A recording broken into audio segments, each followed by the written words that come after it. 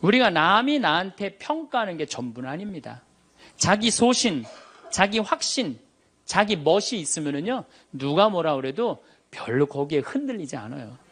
근데 그냥 남들 말에 막 귀 기울이고 그냥 거기에 신경 쓰는 사람은 조금만 뭐가 있어도 화를 내고 자기를 주체하지 못하는 거예요. 루카복음 9장 51절을 보면 예수님이 사마리아를 통해 예루살렘으로 올라가려고 할 때 사마리아 사람들이 예루살렘에 간다는 이유로 예수님을 거부해요. 들어가지 못하게 동네를. 그 동네로 지나가면 지름길로 갈 수 있는데, 그러니까 야고보하고 요한이 열받아갖고 뭐라 그러냐면 하늘에서 불을 내려다가 살러버릴까요? 얼마나 열받았으면은 하늘에서 불을 내려다가 살러버릴까요? 그래요. 근데 예수님은 이 둘을 꾸짖고 돌아가세요. 아, 예수님도 돌아가는데 우리가 화가 난다고 그냥 열 지르는 사람마다 전부 다 정면 돌파할 필요는 뭐가 있어요? 참 예수님, 반갑습니다. 오늘은 우리가 화나십니까? 라는 주제로 강의를 하도록 하겠습니다. 만약에 우리가 인생 살아가면서 이 화만 안 내도 우리 인생이 굉장히 평탄할 것 같아요. 근데 가끔 잘 참다가도 그냥 갑자기 한번 화가 나면은 막 모든 게 막 뒤죽박죽 되시지 않으세요?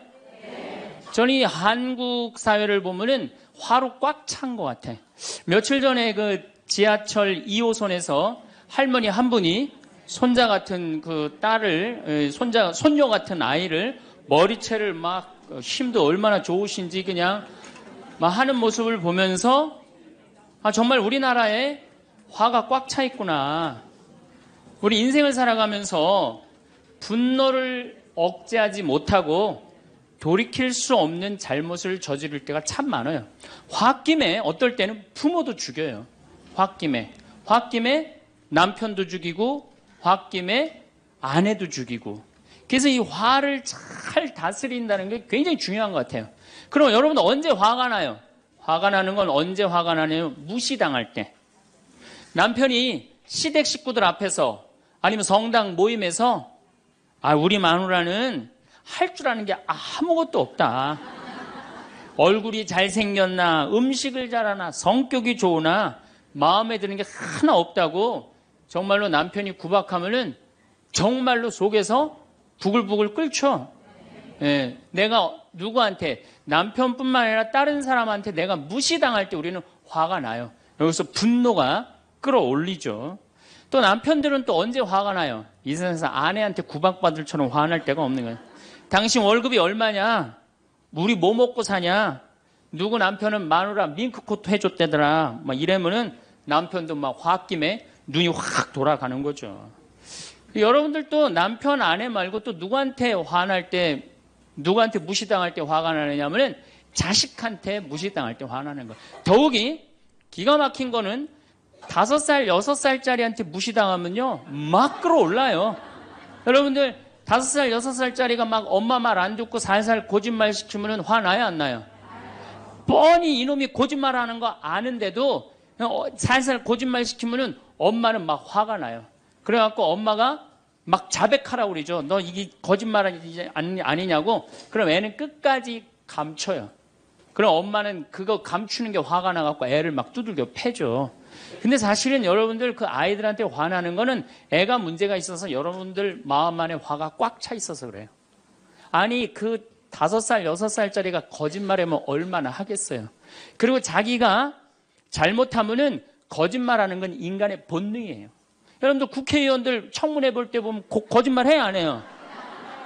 장관 후보자들 청문회 할 때 보면 거짓말 해야 안 해요? 아니 그렇게 대단한 자리에 올라간 사람도 거짓말하는데 5살, 6살짜리가 거짓말한다고 그게 화가 나갖고 두들겨 패고 그러면 안 되죠. 그리고 뻔히 얘가 거짓말하는 거 알면서도 확인한다고 계속 자백해라, 진실을 말해라. 내가 보니까 거짓말하는 애가 나쁜 게 아니라 그렇게 몰아채는 엄마가 훨씬 나쁜 거예요. 그래갖고 마음 안에 뭐가 있느냐면은 너 한 번만 걸리기만 해봐라. 내가 가만히 두나 봐라. 그래갖고 한 번 걸리면은 한 번만 걸리기만 해봐라라고 95%의 엄마가 별론데요, 자식들한테. 그리고 걸리면은 두들겨 패는 엄마가 한 50%가 두들겨 팬대요. 어렸을 때 자식들한테. 이게 문제죠. 예. 또 누구 때문에 화가 나요, 여러분들? 죽지도 않는 시어머니 때문에 열받잖아요. 그냥 막 90, 100살이 됐는데도 그냥 안 죽고 그냥 건강하고 배고프다고 그러고 밥 내놓으라고 그러고. 또 우리 또 할머니들은 누구 때문에 화나요? 내 마음 몰라주는 며느리 때문에. 그러니까 사실은 화는 어디서 가장 많이 나느냐면 가정 안에서 가장 많이 나는 것 같아요. 다른 데보다는 가정 안에서 자식 때문에, 남편 때문에, 부모 때문에, 아니면 며느리 때문에 화가 나는 거죠. 화는 날 때 보면 작은 일로 시작해서 크게 터집니다. 되게 아무것도 아닌 일로 화를 내기 시작해서 나중에 크게 터져. 그 화나는 걸 보면은 다이너마이트 이렇게 타들어가는 거 보시죠? 도화선 싹 타들어가다가 마지막에 터질 때는 어때요? 산도 무너뜨리고 막 굴도 막 만들어내고 그러잖아요. 그러니까 우리가 화가 날 때는 그 다이너마이트 도화선에서 살살살살 탈 때 그때 꺼야 돼. 그게 끝에 가갖고 이게 터질 때까지 나를 복구 기다리고 있으면 나중에 큰일 납니다. 여러분들 처음에 집에서 불이 났을 때, 조그만 불이 났을 때 빨리 끄면은 그 다음에는 번지지도 않죠. 근데 그 끄지 않고 그냥 막 계속 놔두면은 나중에 불이 커지면 그때는 끄고 싶어도 꺼요, 못 꺼요? 못 끄는 거예요. 그러니까 화라는 거는 잘 빨리 다스리는 훈련이 필요한 거예요. 내가 김치찌개 저녁에 요즘 배춧값이 너무 뛰었다고 그래서 딴 데 이 배춧값 신경 쓰느냐고 김치찌개를 좀 짜게 끓였어. 남편이 딱 한 숟갈 먹어보니 이놈의 마누라 맨날 끓이는 김치찌개 하나 제대로 못 끓이느냐고. 그럼 부인이 여보 미안해, 요즘 배추 한 폭에 15,000원이래. 그래서 내가 그 어떻게 올 겨울에 김장을 할까 그걸 고민하다가 간 보는 걸 깜빡했어. 그러니까 오늘은 다른 반찬하고 먹으면 다른 날은 내가 맛있게 해줄게. 이렇게 말하는 마누라는 한 명도 없어요. 당신이나 외식 시켜줘 봤어? 아니 김치찌개가 짠 날도 있고 응? 맛있는 날도 있죠. 어떻게 맨날 당신 입에 딱딱 맞춰서 끓여주느냐고. 그럼 남편이 외식도 못 시켜주고 그래서 좀 미안해갖고 다른 반찬하고 먹으면 다행인데 남편 절대 안 지죠. 너는 맨날 집에서 텔레비전만 보고 해낸 일이 뭐 있느냐고. 집안 청소를 제대로 하느냐, 반찬을 맛있게 하느냐. 그러면은 부인이 당신이 나 옷 하나 제대로 안 사주고 그래서 나 텔레비전에서 그거 내 아이 쇼핑 하는 거다. 그럼 또 남편이 넌 시집 올 때 해갖고 온 게 뭐가 있는데. 이러면은 점점 김치찌개로 시작해서 부부 능력 시집 올 때까지, 그리고 이제 나중에는 이렇게 사느니 너 죽고 나 죽자. 그래갖고 여러분들 뉴스 보도를 보면요, 자세히 보면요, 이런 뉴스가 굉장히 많이 나요. 아파트 15층에 느닷없이 14층에서 불이 나요. 그래갖고 소방관들이 와서 불을 끄고 주위 사람들 증언을 들어보면은 밤새 고함 소리가 오고 가고 난 뒤 불길이 치솟았다. 그러니까 이 홧김에 이렇게 사느니 너 죽고 나 죽자. 그래서 이불 방 한가운데다 갖다 놓고 석유 뿌리고 그리고 불 지르는 게 방화의 14%래요. 홧김에 지르는 불이 14%래요. 그 다음에 이 화라는 단어를 보면 불화자야. 여러분들 화가 나면 막 불이 나는 거야, 속에서. 이거를 다스리지 못하고 이거를 끄지 못하면은 우리가 점점 크게. 근데 화는 내면 낼수록 문제가 해결될까요? 문제가 꼬일까요? 화는 내면 낼수록 문제가 꼬여요. 제가 20년 전에 제가 알던 분 시동생이야. 이 양반이 굉장히 다혈질이었어요. 성탄절 전날 불법 유턴을 하다가 걸렸어요. 걸려갖고 정경이 딱 잡아갖고 불법 유턴했습니다. 벌점 15점에 벌금 7만 원입니다. 나는 안 했다. 내가 분명히 봤습니다. 이놈의 새끼 안 했다는데 왜 자꾸 그러느냐? 너 경찰서장이 누구냐? 누굽니다. 그래 마침 친구였나 봐요. 내 친구인데 너 가만히 안 놔두겠다고 귀싸대기를 때렸어요. 정경 귀싸대기를. 했더니 정경이 가만히 있어요. 공무집행방해로 철창에 집어넣어버렸어요. 그래서 거기서 길길이 뛰다가 그 자리에서 뇌출혈로 죽었어요. 불법 유턴한 거 하나 때문에. 근데 우리는 그런 일들 참 많아. 옛날에도 공중전화 오래 한다고 그런 사건도 있었죠. 그냥 아무것도 아닌데 그냥 조금만 한 번만 내가 이 고개를 숙이면 되는데. 저도 강의 다니느냐고 멀리 강의 갈 때 시간은 다가오고 차는 막히고 그러면 제가 불법 유턴도 많이 하고 빨간불일 때 건너도 많이 가요. 정말로. 왜냐하면 나를 기다리는 분이 보통 500명, 1000명인 경우가 많잖아요. 서울 올 때가 제일 그럴 때가 많아요. 딱 걸리면은 저는 딱 문 내리고 로만 칼라 딱 보여주면서 제가 뭐라고 그러냐면 정말 미안하다. 내가 불법 유턴한 거, 내가 신호 어긴 거 인정한다. 그렇지만 내가 강의가 있어서 그러니까 좀 잘 좀 봐줘라. 그런 경찰들이 대부분은요, 침 뱉은 거, 안전벨트 안 한 거, 벌점 없는 걸로 끊어주지 굳이 그거 벌점 매기면서 끊어주는 경찰 없어요. 인생 살아가면서 고개를 한 번만 숙이면은 문제가 해결될 때가 너무 많아요. 근데 그 한 번을 숙이는 게 우리가 안 될 때가 참 많아요. 가끔 잘 하다가도 어느 날 안 숙여지는 날이 있죠. 그거를 숙이는 것을 훈련이 된 사람이 성숙한 사람이에요. 그 사람이 정말로 어디다 내놔도 그 사람 문제 없이 살 사람이에요.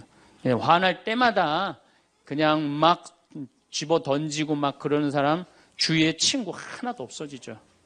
또 우리가 언제 화가 나요? 식구 가운데 자기만 손해보고 희생한다고 생각할 때 화나요? 안 나요?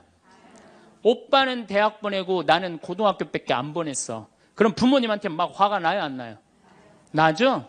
성당에서도 화날 때가 언제예요? 나는 성모에서 맨날 부엌에서 그냥 겉절이 김치 담그고 그냥 맨날 하는데 그냥 반찬 다 만들어갖고 내놓으면은 생전 성당에도 안 보이던 여자가 그냥 싹 여우같이 차려입고 와갖고 그거 딱 차려놓은 거 딱 들고 신부님 앞에 딱 가서 거기서 그냥 헤헤거리고 그거 주워 먹어본 거 보면은 이 식당에서 나는 그냥 완전히 그냥 식순이로 그냥 하다가 그냥 그거 보면 화 나요? 안 나요? 나죠? 내가 손해본다고 생각할 때 화가 나는 거예요. 성당 공동체에서 제일 미치는 건 뭐냐 하면은 누군가 자기를 비난하고 다니고 있어. 근데 그 사람이 누군지를 모르겠어. 나를 두고 분명 욕을 하는데 그럴 때 화가 나요? 안 나요? 날 때 많죠. 열받는 분 계신가 보다. 내가 시집 가서 내 시동생 어버 키우고 대학 보내고 장가 보내고 시누이도 그렇게 시집 다 내보냈어. 그래갖고 정말로 똥구멍이 찢어지게 가난한 집에 이 집에 와갖고 정말 다 이렇게 하고 다 먹고 살 만큼 해놨어. 그런데 환갑이 됐어. 그래갖고 야 내가 시집 와갖고 그렇게 잘해줬는데 내 환갑 때 다이아 반지를 해갖고 올 것이냐 유럽 여행 티켓을 갖고 오실 것이냐 기다리고 있는데 시동생 시누이들이 딱 환갑 때 왔는데 10만 원 봉투에 딱 넣어갖고 왔어. 그거 보면 열 받아요? 열 안 받아요? 열 무지하게 받죠. 네. 그래갖고 내가 너희들하고 인간관계를 갖나 봐라. 그리고 인간관계 끊고 사는 사람들도 많아요. 해준 게 돌아오지 않을 때. 그렇죠?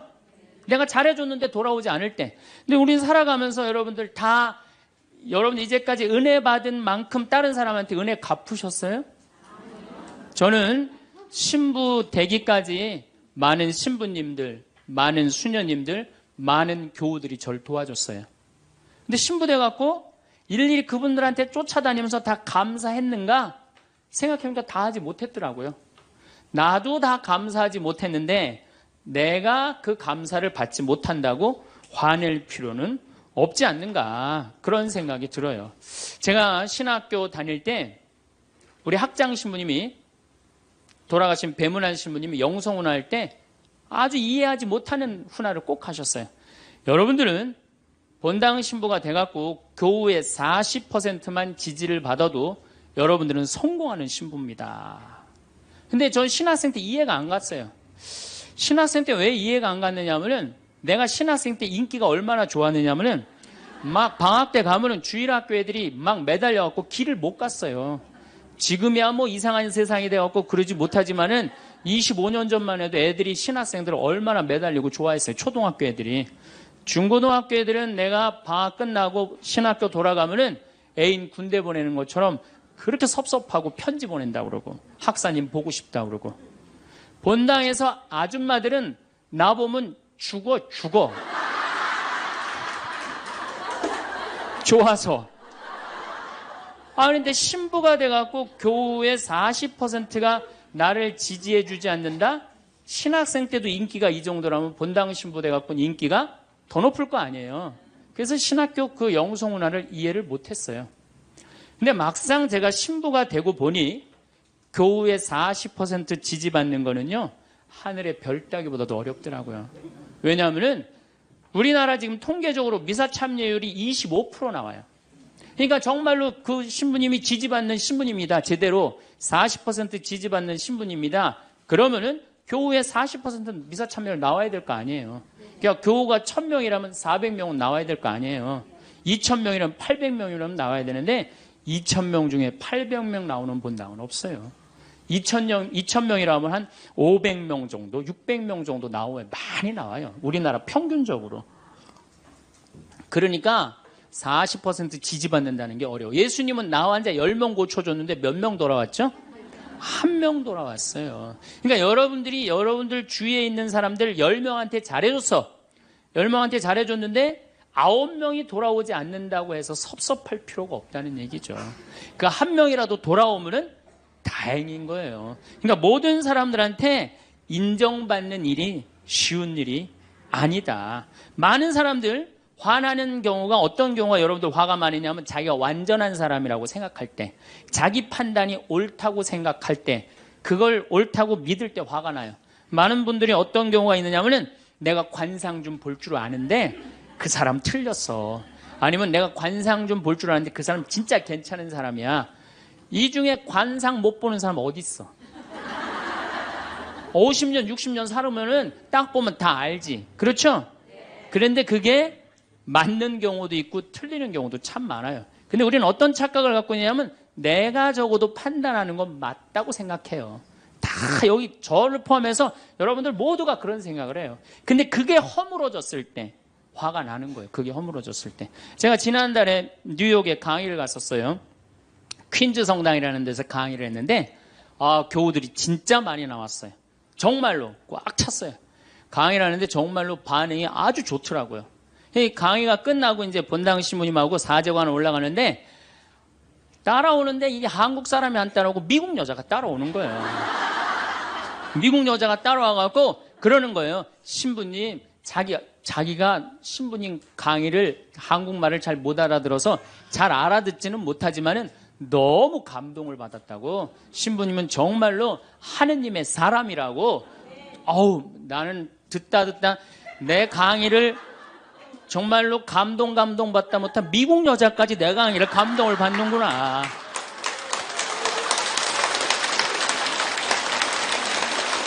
그래갖고 기분이 너무 좋아갖고 이제 그 여자하고 얘기를 하고 있는데 본당 신부님이 자꾸 나를 끄는 거예요. 사정원에 빨리 가자고. 나 지금 미국 여자하고 얘기하는데 지금 본당 신부님이 내 팔을 자꾸 끄는 거예요. 그래갖고 아니 신부님 나 좀 빨리 가자고. 나를 본당 신부님이 가자고 그랬는데 어떻게 가자고 그랬더니 본당 신부님이 조금 지나가더니 신부님이 그러는 거예요. 신부님 저 여자 이거라고 이거.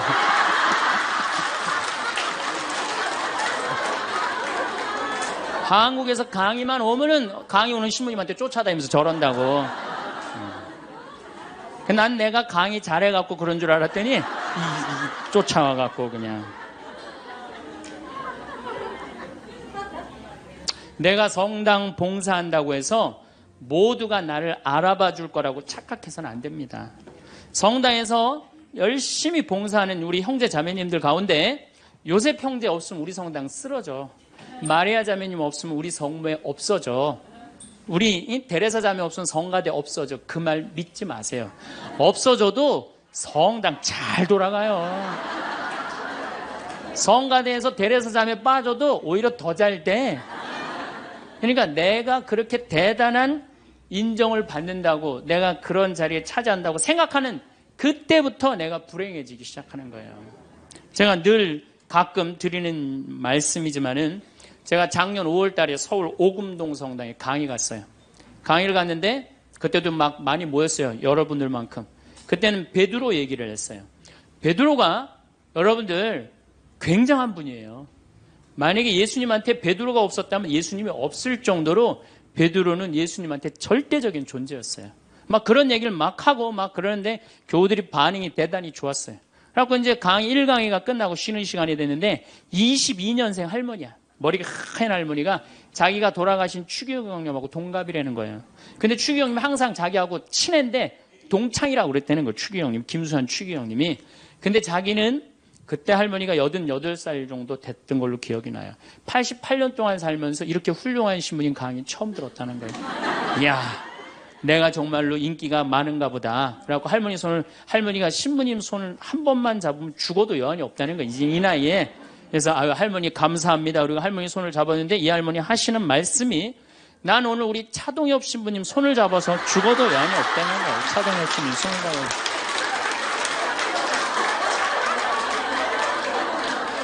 그래서 제가 그랬죠. 할머니, 저는 차동엽 신부가 아닙니다. 저는 황창현 신부입니다. 그렇게 분명히 말씀을 드렸는데 이 할머니는 황창현이라는 사람을 알지도 못하는 거예요.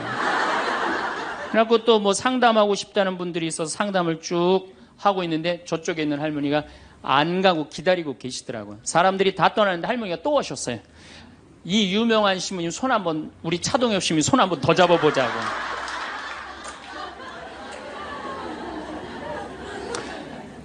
모든 사람들이 나를 인정해주지 않는다 하더라도, 모든 사람들이 나를 알아주지 않는다 하더라도 실망하실 필요 없어요.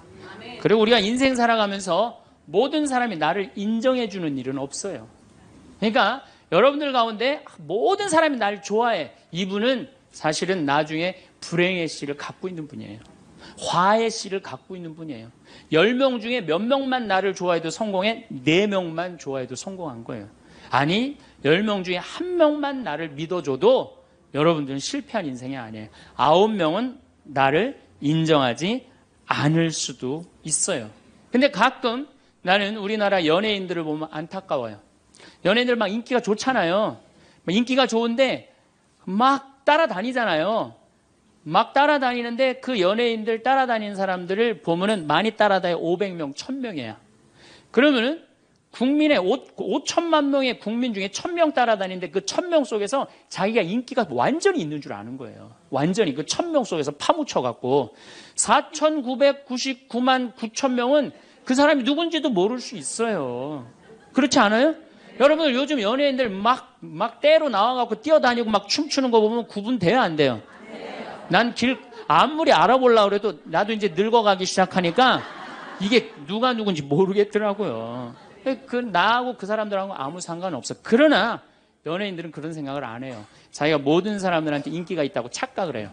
그런데 갑자기 댓글에 그게 노래냐, 그게 춤이냐, 그게 연기냐, 이런 악성 댓글이 올라오면 그때부터 미치는 거예요. 그래갖고 그 악성 댓글을 올려봤자 내가 보기에는 정신 나간 사람이 올리거나 아니면은 자기 마음에 안 드는 사람 올리는데 많이 올려야 50명, 100명도 안 올릴 거예요. 자기를 좋아하는 연예인들은, 저 일반 대중들은 보통 한 5,000명, 10,000명 되면은 그런 악성 댓글을 올리는 사람은 10명, 20명도 안 될 거예요. 근데 그거에 스트레스를 받아갖고 목매갖고 자살하는 연예인들이 참 많아요. 그럴 필요 없다는 거예요. 최진실 씨가 세상 떠난 지 벌써 이제 2년 됩니다. 참 안타까운 연예인이에요. 나는 최진실 씨하고 나이하고 비슷한 연배. 우리 어렸을 때 인기 최고였어요. 정말로. 정말 앞으로도 더 연예 활동을 했으면 우리한테 큰 기쁨을 줬을 거야. 근데 최진실 씨를 좋아하는 사람은 국민이 나를 포함해서 한 3천만 명은 될 거예요. 근데 최진실 씨가 세상 떠날 때 악성 댓글을 한 사람 4사람밖에 안 돼요. 그래서 너무너무 안타깝죠. 그러니까 우리가 살아가면서 여러분들도 여러분들한테 막 나쁜 소리를 하는 사람은 한둘이야. 근데 그 한둘도 내가 보기엔 제정신 가진 사람은 아니다. 그러니까 모든 사람들한테 내가 인정받지 못한다고 그래서 화낼 필요는 없다. 제가 17년 전, 벌써 18년 전이네요. 철산성당이라는 경기도 광명 보좌 신부를 했어요. 보좌 신부를 했는데 거긴 교우가 14,000명이야. 14,000명. 예비자 교리반을 딱 맡았는데 100명이 딱 있는 거예요. 새로 신부는 됐지. 그냥 교리 교환을 신학교 때 얼마나 공부를 열심히 하고 준비를 열심히 했어요. 100명이 있으니까 기분이 너무 좋더라고요. 그래서 그냥 교리를 그냥 얼마나 열심히 했는지 몰라요. 근데 한 달이 지났는데 늘어나도 전천을 판국에 아니 이게 줄어들기 시작하는 거예요. 90명으로 줄어드는 거예요. 2달이 지났는데 80명으로 줄어드는 거예요. 3달이 지났는데 진짜 딱 반토막이 나더라고. 50명으로. 그랬더니 봉사자들이 맥주하고 안주를 사갖고 와서 나를 위로해 주는 거예요. 신부님 실망하지 말아라. 원래 교리반이 이렇게 어중이 떠중이 다 떠나고 이렇게 오리지널만 3개월 지나면 딱 남는다. 그리고 실망하지 말으셔야 되는 이유가 수녀님 반은 더 떨어졌다. 그러니까 실망하지 말아라. 그때 제가 뭐라고 그랬냐면 여러분들은 요한복음 6장도 읽어보지 않았느냐. 요한복음 6장에 무슨 얘기가 나오는 예수님이 5,000명 먹인 기적 얘기가 나와요. 근데 요한복음 4장에 보면 예수님이 죽어가는 고간의 아들을 살려요. 그냥 예수님 활동하자마자 첫 기적은 요한복음에서 첫 기적은 가나에 술 많게 하는 기적이고 두 번째 기적이 뭐냐면은 죽어가는 고간의 아들을 살리는 거예요. 그럼 죽어가는 고간의 아들을 여러분들 본당 신부가 새로 발령받아 와서 내 아들이 암으로 막 죽어가. 내 신부님이 가정방문 와갖고 내가 안수기도 한번 해볼게. 그래갖고 안수기도를 해줬는데 암으로 막 죽어가려고 그러는 아들이 살아났어. 그럼 그 신부님 인기가 본당에서 어떨 것 같아요? 성당 안 나오던 교우들도 그 신부님 구경하러 다 나올 거 미사 참례. 예수님 엄청나게 따라다녔어요. 그런데 요한복음 5장에 보면 예수님이 38년 동안 벳자다 연못에서 누워있던 사람을 지나가다가 측은한 마음이 들어서 일으켜 세워요. 근데 신부님 우리 시어머니는 중풍으로 38년 동안 누워있었다고. 그럼 내가 또 한번 안수기도 해볼게. 가서 안수기도 했는데 시어머니가 38년 만에 일어났어. 그럼 본당 신부님 인기는 하늘을 찌르는 게 아니라 하늘을 뚫고 올라갈 거예요. 그 정도로 예수님 인기가 그렇게 좋았어요. 그래갖고 이 사람들이 예루살렘에서 예수님이 그런 기적을 하셨는데 예수님을 갈릴레아 호수까지 몇 명이 따라가느냐 하면 5,000명이 따라갑니다. 자기네들 스스로 제자라고 그러면서 5,000명이 따라가요. 5,000명이 따라가는데 보니까 3일 동안 이 사람이 밥을 못 먹어. 그러니까 예수님이 빵 5개, 물고기 2마리로 5,000명을 먹여요. 그러니까 당시 유대인들이 뭐라고 그러냐면 우리가 드디어 기다리던 왕이 왔다. 왕으로 억지로라도 모시자. 그래요. 그러니까 예수님이 딱 사라졌다가 저녁에 딱 나타나는데 갈릴레아 호수에 나타나는데 성서에 25에서 30 스타디온 정도 배가 떨어져 있었다고 그랬어요. 그럼 완 스타디온은 얼마냐? 한 200m 정도를 완 스타디온, 한 스타디온이라고. 여러분들 스타디온이 어디서 온 말이에요? 스타디움 한 바퀴를 돌고 있습니다. 그러잖아요. 그 스타디움이 성서에서 나오는 스타디온에서 나온 얘기예요. 그러니까 한 스타디온은 한 200m 정도 되는 거예요. 그걸 30 스타디온을 걸었다면은 얼마를 걸은 거냐면은 6km를 걸은 거, 무리를 쫙. 미치는 거죠. 사람이 무리를 걸은 거를 보면 미치지 않아요. 만약 여러분들 내가 강의한다고 저 뒤에서 걸어서 안 들어오고 공중부양으로 떠서 쫙 들어온다고 생각을 해봐. 강의할 필요 있어요, 없어요? 잠깐 떴다가 그냥 쫙 나가면 그걸로 끝이지. 그러니까 당시의 유대인들은 예수님한테 완전히 반한 거예요. 근데 다음날 예수님이 이상한 말을 해요. 참으로 확 끼얹어요. 내가 진실로 진실로 너희에게 말한다. 너희가 사람의 아들의 살을 먹지 않고 그의 피를 마시지 않으면 너희는 생명을 얻지 못한다. 그러나 내 살을 먹고 내 피를 마시는 사람은 영원한 생명을 얻고 나도 마지막 날에 그를 다시 살릴 것이다. 내 살은 참된 양식이고 내 피는 참된 음료다. 군중들이 눈이 동그래요. 여러분들은 살 먹고 피 먹는 얘기 하도 많이 들어서 안 이상하죠? 그런데 다른 종교인들이 우린 예수님 살 먹어, 예수님 피 마셔. 그러면은 어떻게 생각할 것 같아요? 식인종 아니면 드라큘라 둘 중에 하나예요. 예수님 피 먹는 거면. 그러니까 당시의 유대인들이 뭐라고 그러냐면 이 말씀은 듣기가 너무 거북하다. 누가 듣고 있을 수 있겠는가? 그러니까 그러면서 떠나요. 그러니까 예수님이 당신의 말씀을 두고 투덜거리는 것을 속으로 아시고 그들에게 이르셨다. 이 말이 너희 귀에 거슬리느냐? 그리고 성서에 이렇게 우리에게 말합니다. 이 일이 일어난 뒤로 제자들 가운데 많은 사람이 되돌아가고 더 이상 예수님과 함께 다니지 않았다. 다 떠나간 거예요. 말을 알아듣기 너무 어렵다고. 그러니까 이제 예수님이 이제 딱 12명 딱 남아있는 거, 어떤 무식한 어부 12이 눈을 동그랗게 뜨고 예수님을 쳐다보는 거예요. 그러니까 예수님이 이때 뭐라고 그러냐면은, 너희도 떠나고 싶으냐. 그러니까 이 12마저 떠나면 예수님 완전히 낙동강 오리알 되는 거예요. 이때 대단한 인물이 하나 나옵니다. 누구냐? 베드로예요. 다 떠났음에도 불구하고 의리를 지킨 분이 베드로예요. 당신은 영원한 생명을 주시는 말씀을 가지고 있는데 우리가 어디를 갑니까? 그리고 예수님은 이 12하고만 다니세요. 그리고 요한복음 6장 다음에 7장에는 뭐라고 써 있느냐면은 이들이 예수님을 죽이려 함으로 예수님은 더 이상 공식적으로 돌아다니지 않고 몰래 숨어서 갈릴레아만 다니셨다고 그래요. 그러니까 이 12라고만 그냥 돌아다닌 거 죽이려고 그러니까 피해서. 그러니까 예수님 그렇게 죽어가는 고간 아들 살리고 38년 동안 배짜다 연못에 누워있던 사람 살리고 5,000명 먹이고 생 난리를 쳐갖고 막 5,000명이 따라다니다가 결국은 몇 명 건졌느냐? 12명 건진 거예요. 여러분들 5,000명 중에 12명 건진 예수님이 나요? 100명 중에 50명 건진 제가 나요? 누가 나요? 내가 낫지 않아요? 아니 내가 예수님보다 나은데 뭐 그 예비교 50명 떨어졌다고 실망할 게 뭐 있어.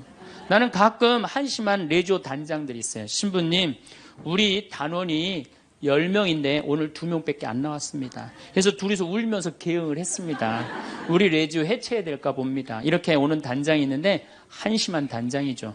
10명 중에 2명 나왔다 그러면 20% 지지받는 단장이야.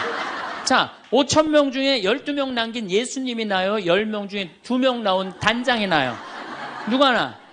단장이 훨씬 나은 거예요. 또 요즘 우리나라 구역 반모임 활성화를 위해서 굉장히 많이 노력하죠. 근데 많은 경우 반장님들, 구역장님들이 실망해요. 우리 구역이 10세대인데 3세대밖에 안 나온다. 4세대밖에 안 나온다. 이렇게 실망하는 분들이 굉장히 많아요. 그러면은 10세대 중에 3세대나 4세대 나오면은 이건 본당 신부보다 난 사람이에요. 예수님보다는 뭐 더 난 사람이고 실망할 필요가 뭐가 있어. 예수님 뭐라고 그러냐면 너희 중에 단 2-3 사람만 모여도 내가 그곳에 함께 있겠다. 그러면 됐지 뭐 이렇게 욕심이 많아요. 그러니까 여러분들 모든 사람들한테 인정받는 건 쉬운 일이 아니고 인정받으려고 할 때 우리 인생이 피곤해지고 화가 난다 이거예요.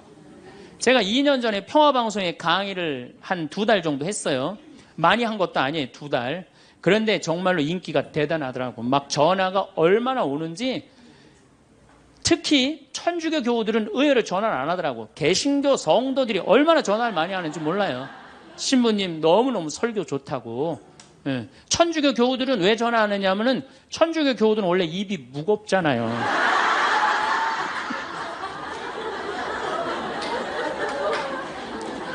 급기야는 목사님이 전화를 하셨어요. 신부님 우리 교회에 와서 설교를 주일 예배에 좀 해달라는 거예요. 그래서 제가 주일 예배에 가서 설교를 했어요. 그때 이번에는 천안에서 스님이 전화를 하셨어요. 우리 절에 와서 설법을 해달라고. 더욱이 나는 그 주지 스님을 아직도 잊지 못하는데 참 좋으세요. 겸손하시고. 상좌에 앉혀서 제가 설법도 주일날 했어요. 뭐 인기가 뭐 천주교, 개신교, 불교 막 올라가는 거예요. 기분이 끝내줬는데 갑자기 전화가 한 통 왔어요. 평촌에서 사는 할머니야. 근데 이 할머니가 전화를 우리 직원한테 황창현 신부를 바꾸라고 전화가 온 거예요. 근데 문제는 황창현 신부님을 바꾸라는 건 좋은 말 하려고 전화한 거예요. 근데 황창현 신부를 바꾸라는 건 따지려고 전화한 거예요. 전화를 딱 받았더니 당신은 정의구현 사제단이냐 딱 그렇게 물어보는 거예요. 그래서 난 정의구현 사제단이 아니다. 그랬더니 정의구현 사제단도 아닌데 왜 운하를 반대하느냐. 우리나라 경제가 살려면 운하를 해야 된다. 젊은 신부가 경제도 모르고 사회도 모르고 정치도 모르는 신부가 방송에 나와서 운하가 안 된다고 1시간 동안 떠들면 되겠느냐. 그리고 당시 수원교구 주보에다가 운하 안 된다고 한 달을 주보에다 써내는데 그 60만 명, 70만 명이 있는 주보에다 그런 글을 쓰면 되느냐. 그리고 당신 앞에 행복론 강의도 하나도 재미없었다. 나와서 방송 나와서 강의하지 말아라. 그래서 전화를 다 끊는 거예요. 제가 기분이 좋았겠어, 나빴겠어요? 기분은 나빴지만 그 할머니 때문에 화를 주체하지 못해서 내가 목을 매갖고 자살을 해야 되겠다, 이 생각은 안 했어요. 생각이 다 틀린 거예요. 생각이 틀리고 상황이 다 틀린 거예요. 내 강의를 듣는 사람이 10,000명이라면 10,000명 중에 5,000명은 나하고 생각이 같을 수 있어요. 근데 5,000명은 나하고 틀릴 수 있어요. 5,000명이 틀리다고 그 5,000명 때문에 화낼 필요는 없다. 아, 나하고 틀릴 수도 있구나, 이렇게 생각하면 마음이 편안하거든요. 근데 그런 것 때문에 뭐 화를 내고 열낼 일이 뭐가 있어요. 또 한 번은 내가 노인에 대한 강의를 했어요. 우리 이제 안 죽는다. 우리 이제 100살까지 산다. 110살까지 산다. 그러니까 자식들한테 재산 물려주지 말고 다 여러분 위해 쓰다가 죽어라. 그리고 통장에 얼마만 남기면 되냐? 500만 원만 남겨라. 500만 원만. 그렇게 마음껏 쓰다가 죽을 때는 돌아다니다 지치면은 그냥 죽을 땐 꼴까닥 죽어라. 네, 이렇게 강의를 했더니 정말로 할머니들이 이번에는 전화를 무지하게 하는 거예요. 너무너무 내 노년을 확실히 알려줘서 고맙다고. 이번엔 순천에 있는 할아버지가 전화를 하셔서, 신부님, 저는 70 먹은 노인인데 침례 교회를 다닙니다. 근데 신부님 강론을 듣고 가슴이 뻥 뚫렸다는 거예요. 내가 남은 인생 30년이나 남았는데 어떻게 살아야 되는지 너무너무 잘 들었다고. 근데 신부님이 다음 주에 이제 돈 다 쓰다가 꼴까닥 죽는 방법을 알려준다고 그랬는데 그 주간에 당신이 어딜 가갖고 못 들었대, 내 강의를. 그래갖고 꼴까닥 죽는 방법을 알려달라고 전화를 했더라. 이야, 정말로 순천의 할아버지도 나한테 전화를, 기분이 너무너무 좋더라고요. 근데 하느님은 참 짓궂게도 그 전화 끊자마자 이번에는 저 부산에서 전화가 왔어요. 황창현 신부를 바꾸라고. 전화를 딱 받았더니, 당신이 황창현 신부냐고. 내가 황창현 신부라. 당신 요즘 왜 그런 강의를 방송에서 나와서 해서 집안을 평지풍파를 일으키는 거야. 그러니까 내 강의를 듣고 시어머니일 거예요. 시어머니가 내 강의를 듣고 며느리를 불러서 한 소리 한 거지. 나 안 죽는데더라. 너 나 다 나 위해서 쓰다가 나 통장에 500만 원만 남길 테니까 나한테 유산 받을 생각 꿈도 꾸지 말아라. 그렇게 이제 얘기를 한 거야. 그러니까 그냥 열받으니까 나한테 전화를 한 거죠. 그런 강의 하지 말라고. 그리고 그 다음에는 한마디 더 하더라고요. 당신 강의하는 거 재수없다고 그랬죠.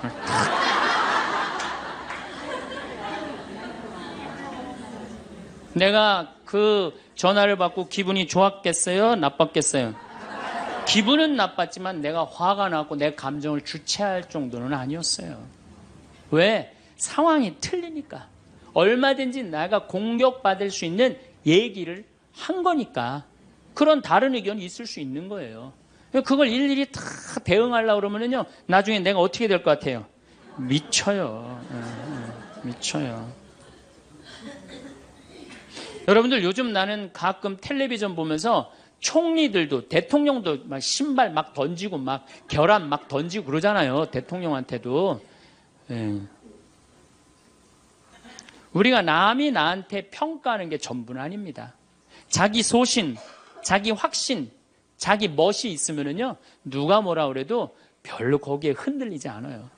근데 그냥 남들 말에 막 귀 기울이고 그냥 거기에 신경 쓰는 사람은 조금만 뭐가 있어도 화를 내고 자기를 주체하지 못하는 거예요.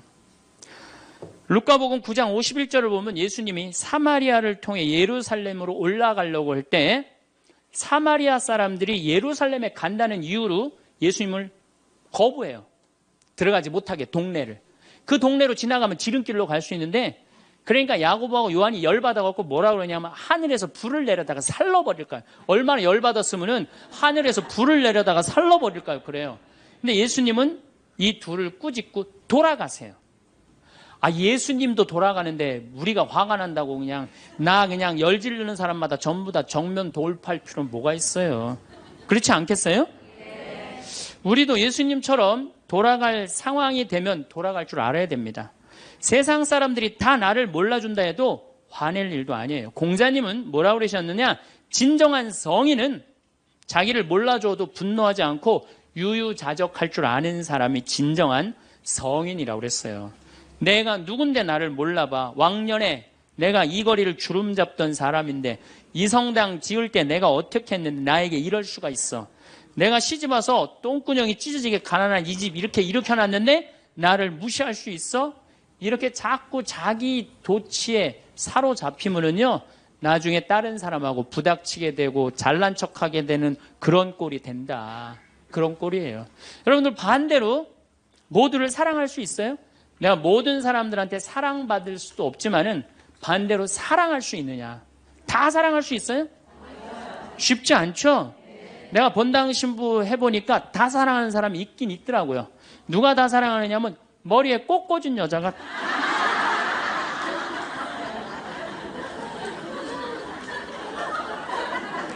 이게 모두를 사랑한다는 게 쉬운 게 아니에요. 근데 우리는 뭐에 지금 쇠뇌가 되어 있느냐면 성당에 나오면 어떻게 해야 된다고 생각해요? 모두를 사랑해야 된다고 생각하지 않아요? 나를 괴롭히는 사람, 나를 미워하는 사람, 나한테 힘들게 하는 사람 다 사랑해야 된다고 생각해요? 그렇게 생각하잖아요. 그리고 은연중에 그런 교육을 받았어요. 은연중에. 근데 성서에 모두를 사랑하라는 구절은 없어요. 서로 사랑하라고 그랬지 모두를 사랑하라고 하는 구절은 없어요.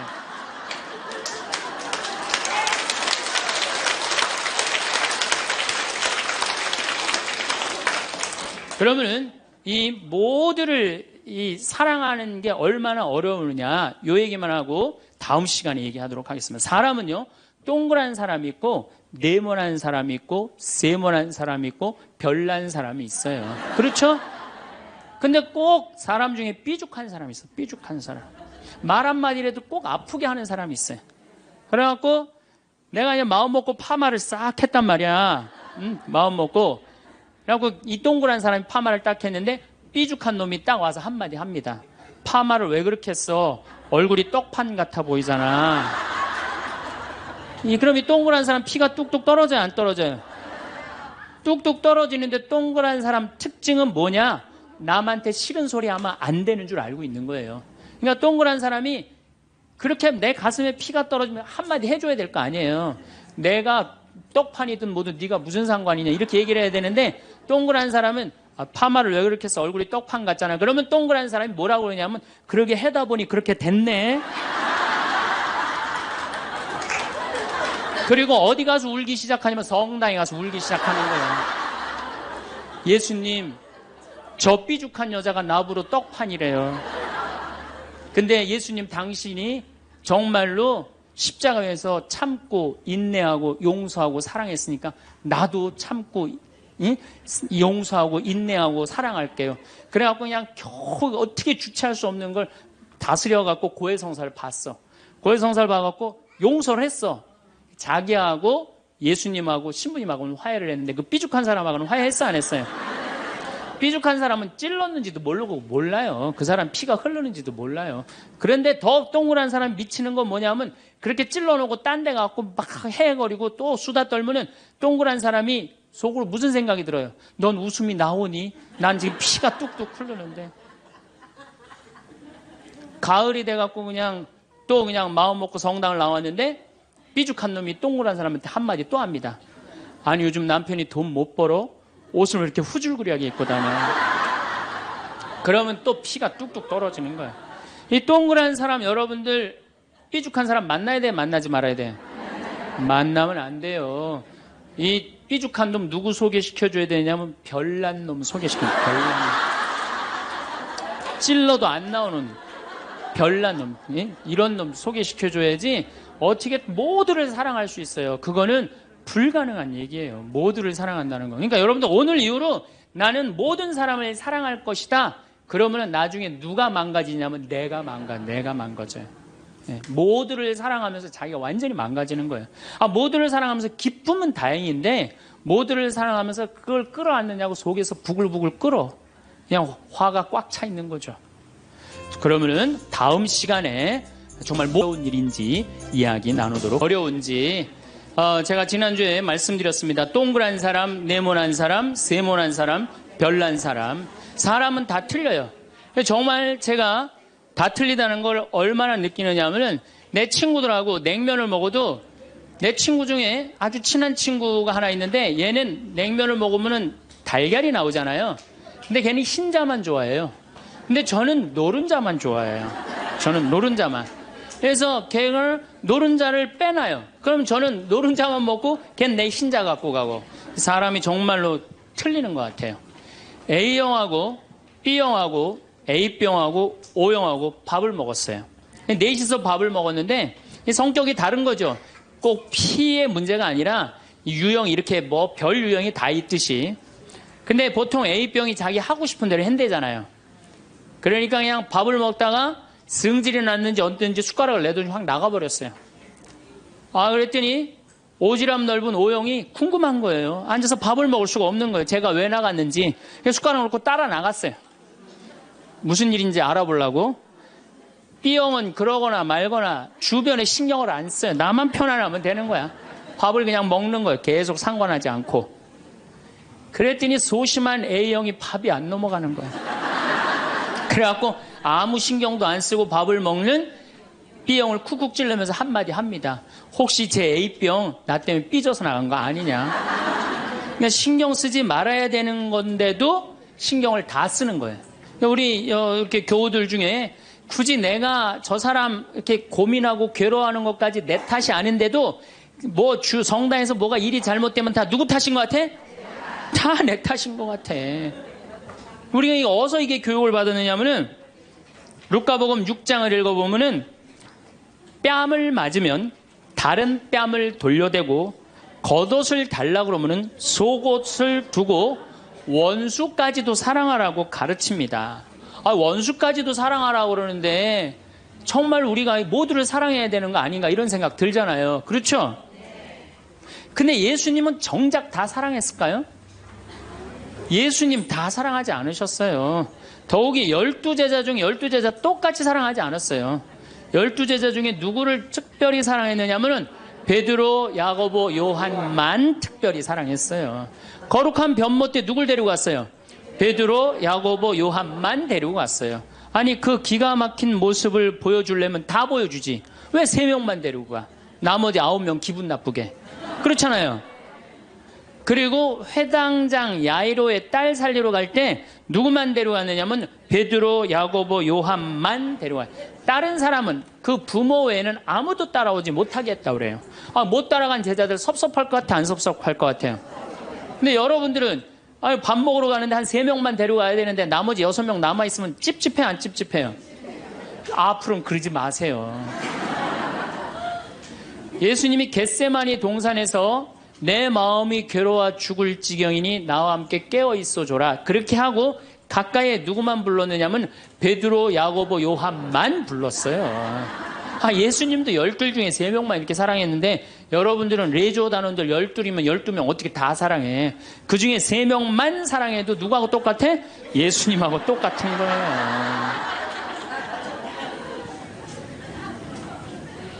근데 놀랍게도 마태복음 18장에 이런 얘기가 나옵니다. 만약에 이웃이 잘못하면 우선 개인적으로 그러지 말라고 말하고 다음 한두 사람의 증인을 세우고 그래도 말 안 들으면 교회에 알리고 그래도 말 안 들으면 세리나 이방인 취급을 하라고 그래요. 그러니까 끝까지 끌어안으라는 말도 하셨지만은 어떻게 말 안 들으면 무슨 취급하라고 그래? 세리나 이방인 취급하라고 그래요.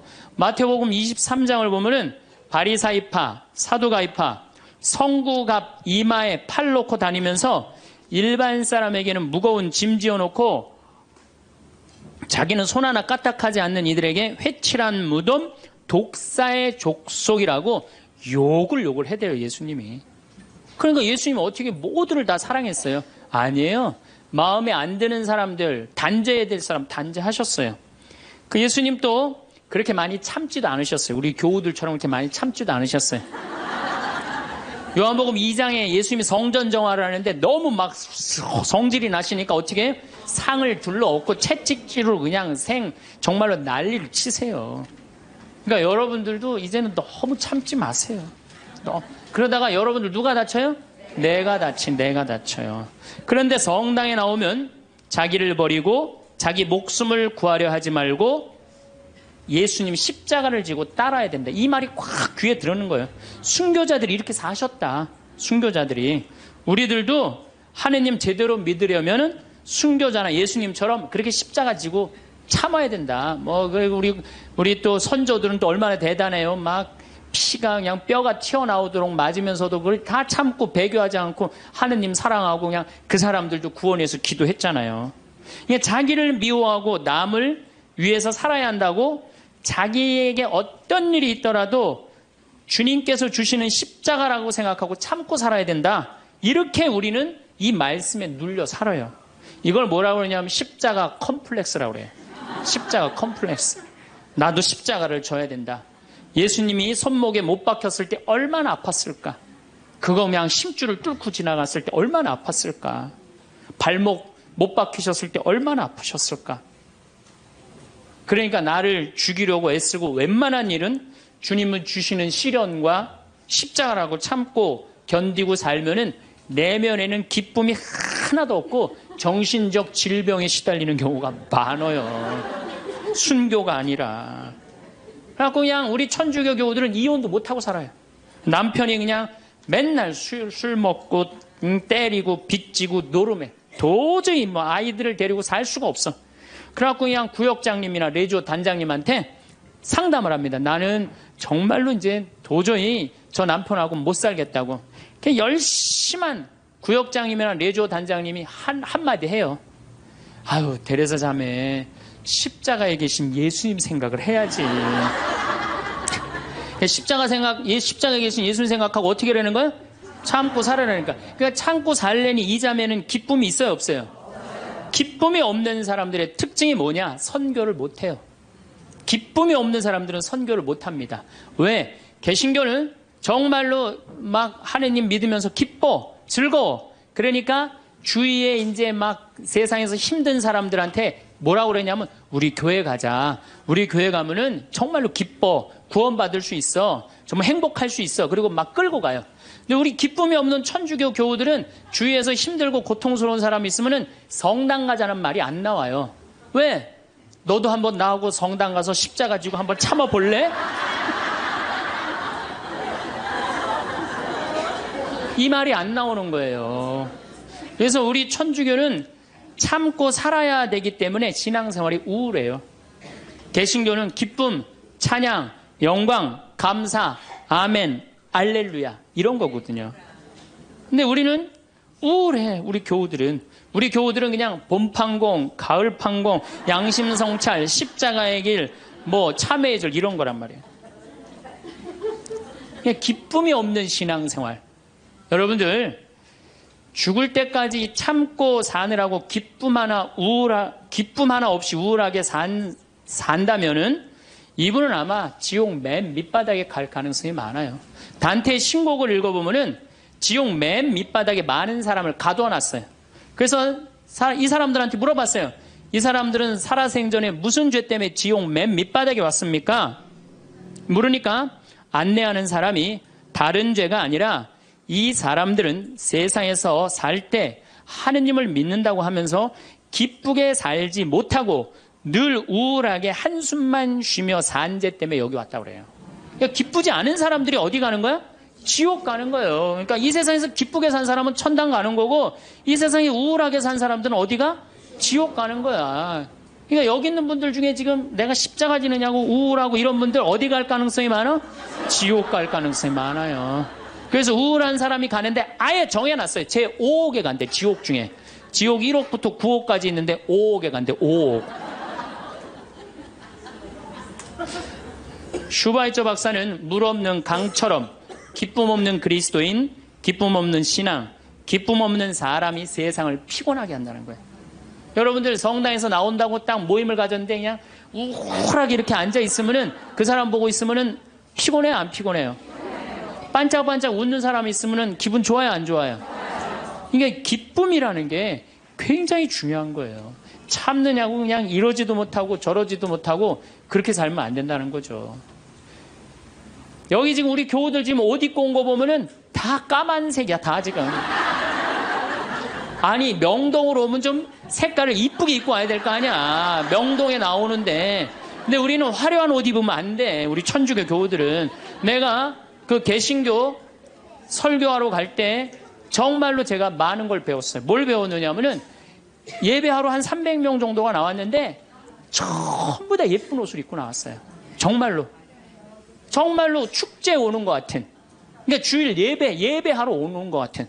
근데 우리 지금 여기도 지금 얼마나 까만지 몰라요, 지금. 그런데 예수님께서도 기쁨을 굉장히 강조하십니다. 저는 요한복음 13장, 14장, 15장, 16장, 17장, 18장 이거 여러분들 꼭 한번 묵상해 보세요. 왜 이걸 묵상해야 되느냐? 요한복음 13장에 예수님이 제자들의 발을 씻어줘요. 발을 씻어주고 최후의 만찬을 하세요. 그리고 14장에 뭐라고 그러느냐면은 성령께서 오실 거다. 내가 가도. 그러니까 성령을 보내주실 것을 말씀하시면서 당신이 아버지께로 가는 걸 기뻐하라고 그래요. 이제 곧 18장이면 잡히실 거거든요. 잡히실 것인데도 불구하고 예수님은 제자들하고 마지막 작별 유언을 하면서 기쁨에 대해서 말씀을 하세요. 기뻐해라. 요한복음 15장에는 나는 포도나무요 너희는 가지로다. 너희들은 나한테 붙어 있어라. 그래야만이 많은 열매를 맺는다. 이 말씀을 하세요. 근데 11장에 이런 말씀을 하세요. 내가 이 말을 한 것은 내 기쁨을 같이 나누어 너희 마음에 기쁨이 넘치게 하려는 것이다. 아니 이게 오늘 저녁에 붙잡혀서 돌아가실 예수님 입에서 나올 말이에요. 그런데 예수님이 지금 돌아가심에도 불구하고 마음이 기쁘신 거예요. 그래서 내 기쁨을 너희에게 흘러 넘치게 하려는 것이다. 그러니까 죽기 전에도 기쁘셨던 거예요. 예수님은. 왜? 뭐가 열리니까? 천국문이 열리니까. 16장 22절에는 진리의 성령을 보내주실 것을 다시 한번 약속하시면서 내가 다시 너희와 만나게 될 때에는 너희 마음은 기쁨에 넘칠 것이며 그 기쁨은 아무도 빼앗아가지 못할 것이다. 구하여라 받을 것이다. 너희는 기쁨에 넘칠 것이다. 예수님은 장마다 말씀하시네. 13장, 14장, 15장에 걸쳐서 16장에 걸쳐서도 말씀하시고 17장에 아버지 이 사람들이 하나 되게 해주십시오. 아버지와 나는 하나입니다. 많이 들어봤죠? 네. 이 말씀 끝에 이렇게 말씀하세요. 지금 나는 아버지께로 갑니다. 아직 세상에 있으면서 이 말씀을 드리는 것은 이 사람들이 내 기쁨을 마음껏 누리게 하려는 것입니다. 성서에 보면 온통 기쁨밖에 없는 거예요. 기쁨. 아니 지금 저 18장이면 잡으셔서 돌아가실 분이 마지막 유언에 마지막으로 하신 말씀이 뭐예요? 기쁨이에요. 기쁨. 그렇다면 여러분들은 신앙생활하면서 기뻐야 되지 않아요? 기뻐야 되는데 왜 이렇게 우울해? 왜 이렇게 청승을 떠냐 이거예요. 데살로니가 전서 5장 16절에 유명한 얘기죠. 항상 기뻐하시오. 그렇죠? 끊임없이 기도하시오. 어떤 처지에서든 감사하시오. 저는요, 이 구절보다 더 중요한 구절이 있어요. 그 다음 구절이 이것이 우리 주 예수 그리스도를 통하여 드러내신 하느님 아버지의 뜻입니다. 그러니까 여러분들이 항상 기뻐하고 어떤 처지에서든 감사하고 끊임없이 기도하는 것은 누가 예수님을 통하여 드러내신 누구의 뜻이야? 하느님의. 그러니까 기쁨과 감사는 우리의 본질이에요. 본질. 그러니까 우리가 신앙생활에 기뻐야 돼요. 필립보서 4장 4절 이 베드로 바오로 사도가 감옥에 갇혀서 쓴 거래요. 유명한 얘기예요. 주님 안에서 항상 기뻐하십시오. 다시 말합니다. 기뻐하십시오. 그래서 필립비서에 기뻐하라는 말을 16번이나 해요. 16번이나. 그리스도 안에서 기뻐하라고. 그러니까 여러분들은 신앙생활하면서 기뻐야 돼. 예수님이 일생 수고순환하셨기에 우리도 일생 수고순환해야 된다고 이야기하는 사람들 이거 잘못 알고 있는 거예요. 여러분들 신앙생활은 기뻐야 돼. 우리 천주교 교우들은 무조건 우리는 우울하게 해야 돼. 누가 강력하게 우리 가운데 앞에 있어? 십자가가 있으니까. 그러니까 성가를 들어봐도요 미쳐요. 이제 조금 있으면 대림절 시작되는데 대림절 때 내가 제일 복장 터지는 성가가 뭐냐면 구세주 빨리 오사 이 성가예요. 이 노래는 어떻게 부르느냐면 구세주 빨리 오사 어두움을 없이 하며 동정 마리아에서 탄생하옵소서 이렇게 부른단 말이야. 근데 이 노래는 이렇게 부르면 절대 안 돼요.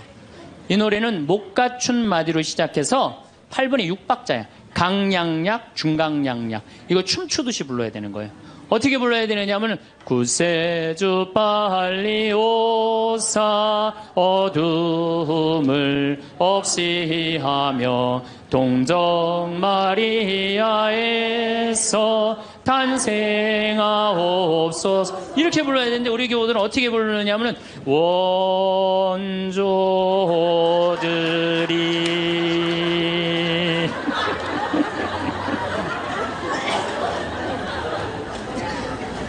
그러니까 그냥 구세주로 빨리 가사는 구세주 빨리 오사라는 가사인데 하는 거 보면 장송곡이야. 장송곡. 기쁨이 없는 거죠.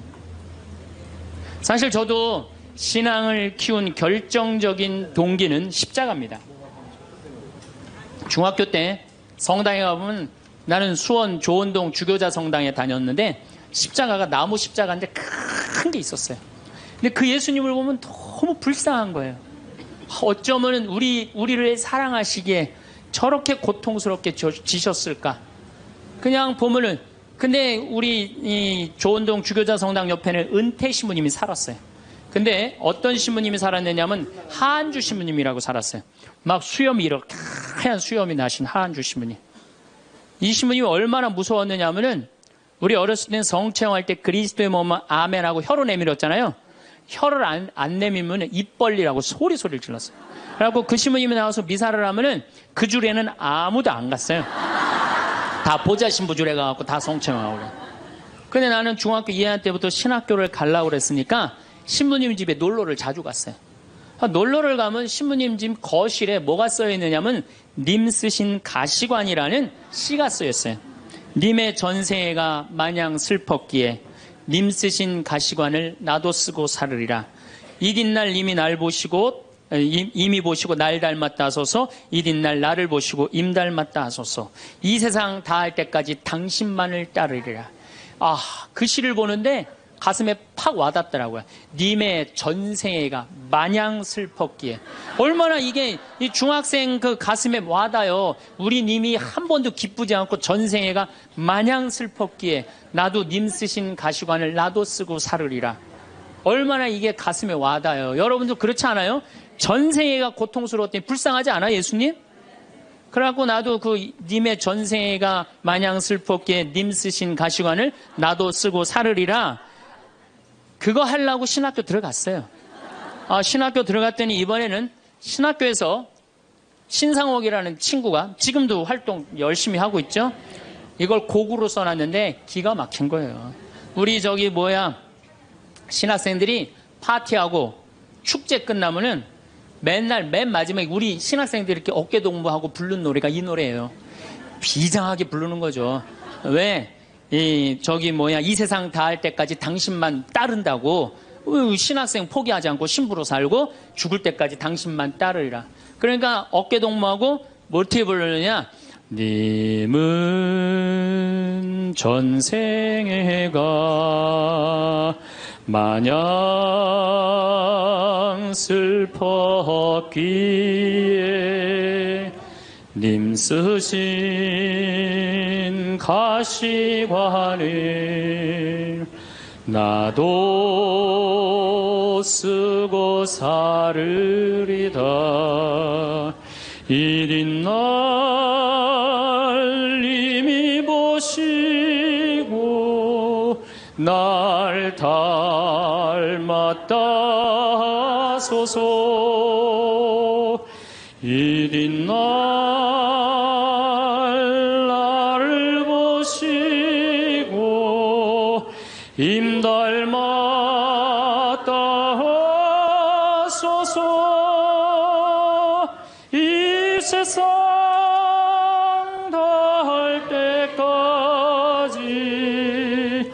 당신만 따르리라.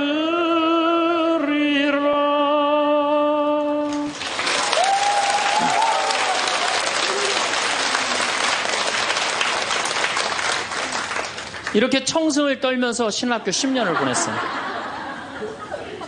신부가 딱 되고 보니 내가 내 관점에서 성서를 좀 읽어보니까 더욱이 강원도 생태마을 아름다운 자연에서 하느님이 창조해놓은 기가 막힌 자연에서 성서를 읽어보니까 우리 님께서 하나도 안 슬프게 사셨더라고요. 그리고 가시관은 언제 썼느냐 하면은 전생에 쓴 게 아니라 마지막 금요일 날 하루 쓴가, 하루. 하루밖에 안 썼더라고요. 전생애가 슬프긴 뭐가 슬퍼요. 예수님처럼 기쁘게 사신 분이 없어요. 성서에 예수님을 표현하길 뭐라고 그랬냐면은 예수님은 먹보요 술꾼이라고 그래요. 루카복음 5장 29절에서 30절에 나옵니다.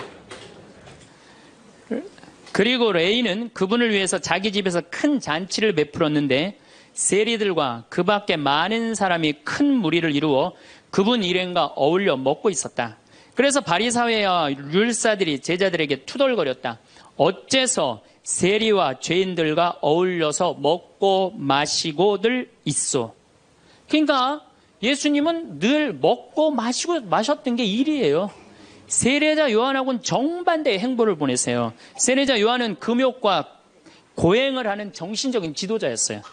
마르코복음 1장 6절을 보면 사막에서 지내면서 낙타 털옷을 입고 들꿀을 먹으면서 지냈다고 그래요. 뭐 꿀 먹으면 좋은다고 그랬는데 꿀을 요만큼 하루 겨우 견딜 만큼 먹었던 거예요. 정말로 금욕을 했던 사람이에요. 그런데 이 세례자 요한하고 예수님은 정반대야. 그러니까 예수님이 뭐라 그래? 세례자 요한에서 먹지도 않고 마시지도 않으니까 저 세례자 요한 보러 미쳤다고 그러고 내가 먹고 마시니까 나보러 마귀 들렸다고 그러고 그런다고. 그러니까 먹고 마시는 걸 당신도 인정한 거예요. 먹고 마시는 걸 참 좋아하셨어요. 예수님처럼 축제 좋아하신 분이 어디 있어요? 예수님은요 잔치집마다 쫓아다닌 분이 예수님이에요. 오늘 이 레이 집도 쫓아다녔죠. 바리사이 집 갔죠. 자케오 잔치 갔죠. 가나의 혼인잔치 잔치집 갔죠. 그 다음에 나자로가 죽었다가 살아나온 다음에 잔치 차리니까 거기 잔치 갔죠. 당신 항상 뭐라 그래? 당신을 신랑에 비유하셔. 혼인잔치 신랑에. 이런 축제를 좋아하신 분이 전생애가 뭐가 마냥 슬펐어요. 마르코복음 2장에 안식일에 미리삭을 잘라먹는 제자들을 꾸짖는 바리사이를 향해 예수님 이렇게 말씀하십니다. 사람이 안식일을 위해서 있는 게 아니라 안식일이 사람을 위해서 있는 것이다. 사람이 행복해야 된다는 거예요. 그런 것 때문에 사람이 매달려서는 안 된다는 거예요. 그러니까 예수님이 우리한테 주고 싶었던 건 이런 기쁨이에요. 기쁨. 그리고 예수님이 우리한테 주고 싶었던 거는 행복이에요. 행복. 마태오복음 5장에 가장 산상설교 맨 첫 구절이 뭐예요? 행복론이에요. 행복론. 행복하여라 마음이 가난한 사람들. 행복하여라 마음이 깨끗한 사람들. 행복하여라 마음이 온유한 사람들. 행복하여라 슬퍼하는 사람들. 행복하여라 아픈 사람들. 행복하여라 옳은 일을 하다 박해를 받는 사람들. 너희는 기뻐하고 즐거워하여라.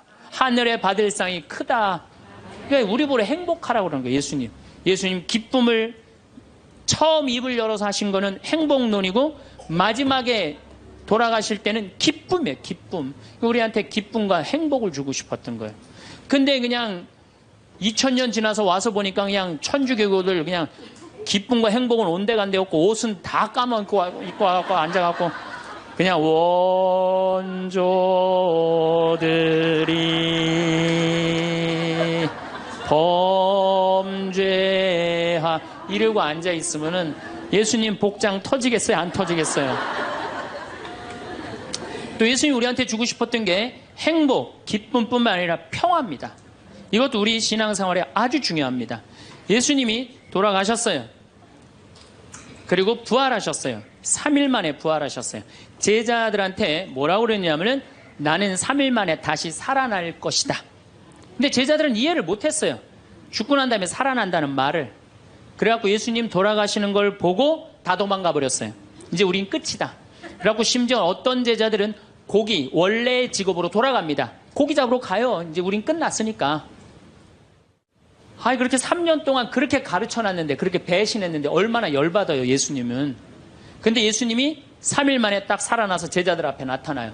제자들이 당황스럽겠어요, 안 당황스럽겠어요? 우린 끝났는 줄 알았는데 다시 나타나니까 얼마나 당황스러워요. 그리고 나타나려면 1년 후에 나타나면 덜 미안해잖아요.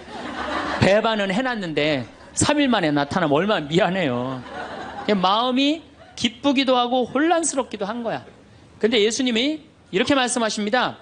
너희들 내가 3일 만에 살아난다고 그랬느냐, 안 살아난다고 그랬느냐, 왜 배반했느냐, 이렇게 따지지 않으세요. 입을 열어 하신 말씀이 뭐냐면은 평안하냐, 내가 너희에게 평화를 주노라. 예수님이 우리한테 주고 싶었던 거는, 우리가 아무리 배반하고 나쁜 짓을 했어도 예수님이 나하고 마주쳤을 때는 우리가 당황하지 말고, 그렇죠? 미안해하지 말고 그러라고 무슨 말부터 건네세요? 평안하냐, 내가 너희에게 평화를 주노라. 그러니까 예수님이 주고 싶었던 게 평화야. 자, 여러분들, 내가 성당 다니는데 기쁘지도 않고 행복하지도 않고 평화롭지도 않아. 성당 다니는 이유가 있는 거예요, 없는 거예요? 없는 거예요. 그러지 않으면 뭐하러 성당을 다녀요? 예수님이 가장 주고 싶었던 건데. 또 예수님이 우리한테 주고 싶었던 게 사랑이야. 요한복음 13장에 당신이 돌아가실 때가 알자 못내 사랑하던 제자들을 극진히 사랑하셨다고 그래. 극진히. 얼마나 제자들을 사랑했으면 극진히 사랑했다고 그래. 최후의 만찬 때 밥 먹으면서 누가 배반할 건지 막 자기네들끼리 의견이 분분했잖아요. 사도 요한이 예수님 가슴에 기대서 밥을 먹었어요.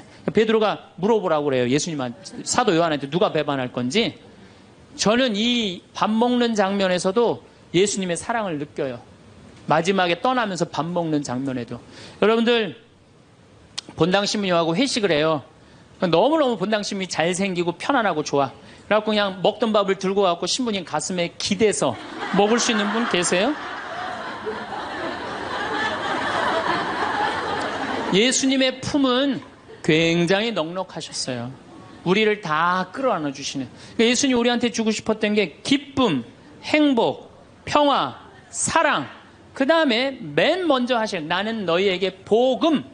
복음, 이게 영어로 뭐래? 굿뉴스. 다 알죠? 굿뉴스입니다.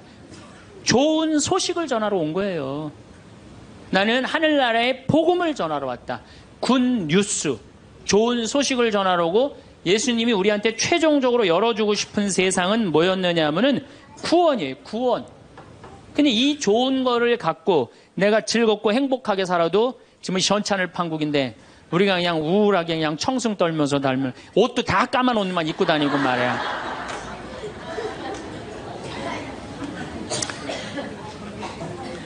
그러니까 우울하다 보니까 받은 은혜 감사는 안 하고 아직도 뭘 그렇게 달라고 그래요.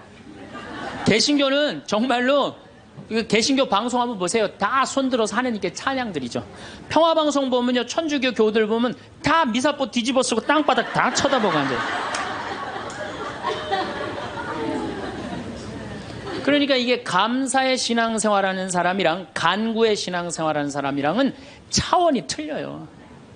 감사드리는 사람들, 찬양드리는 사람들은요, 그냥 저절로 뜨거워요.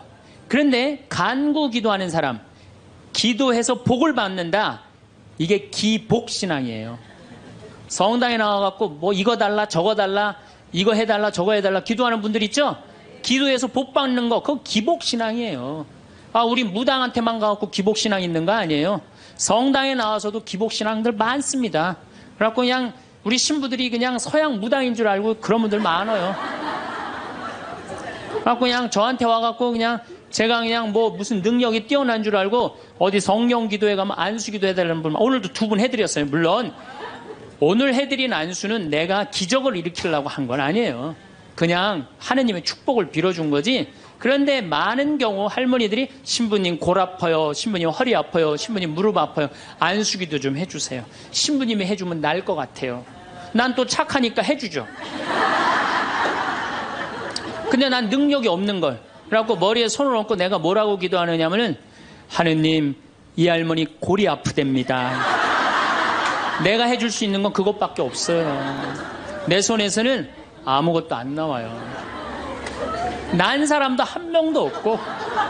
그러니까 제가 한 2년 전부터 안수기도 안 해줘요. 왜? 아무것도 안 나오는데 누르고 있는 나도 한심하고, 아무것도 안 나오는데 머리 디미는 교우들도 불쌍하고, 그래서 안 해줘요. 여러분들, 정말로 우리가 얼마나 감사하냐. 여기 적어도 명동까지 걸어서 오신 여러분들은 행복한 분들이에요. 눈 두 개, 콧구멍 두 개, 입 있으면 다 받은 거예요. 정말로. 여러분들, 눈 하나 갈아 끼는데 얼마가 드느냐? 내가 조사를 확실히 해보니까 사실은 이거는 그렇게 하면 안 되는 건데, 눈 하나 정말로 갈아 끼는데 그 장기 매매 시장에서 하나에 1억에 1억. 두 개면 2억에 2억. 여러분들 지금 이게 지금 얼마를 깔고 있느냐면 2억을 지금 눈에 깔고 있는 거야. 2억을. 감사해요, 안 감사해요?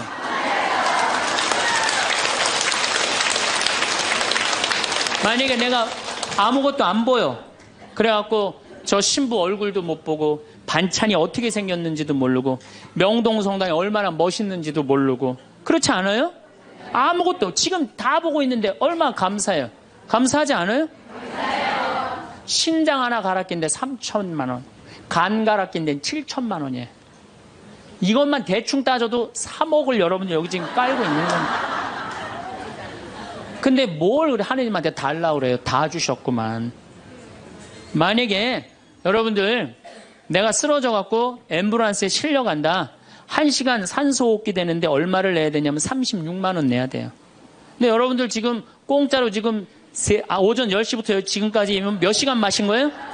지금 5시간 마신 거예요. 한 200만 원 벌은 거지만 앉아서. 감사해요, 안 감사해요?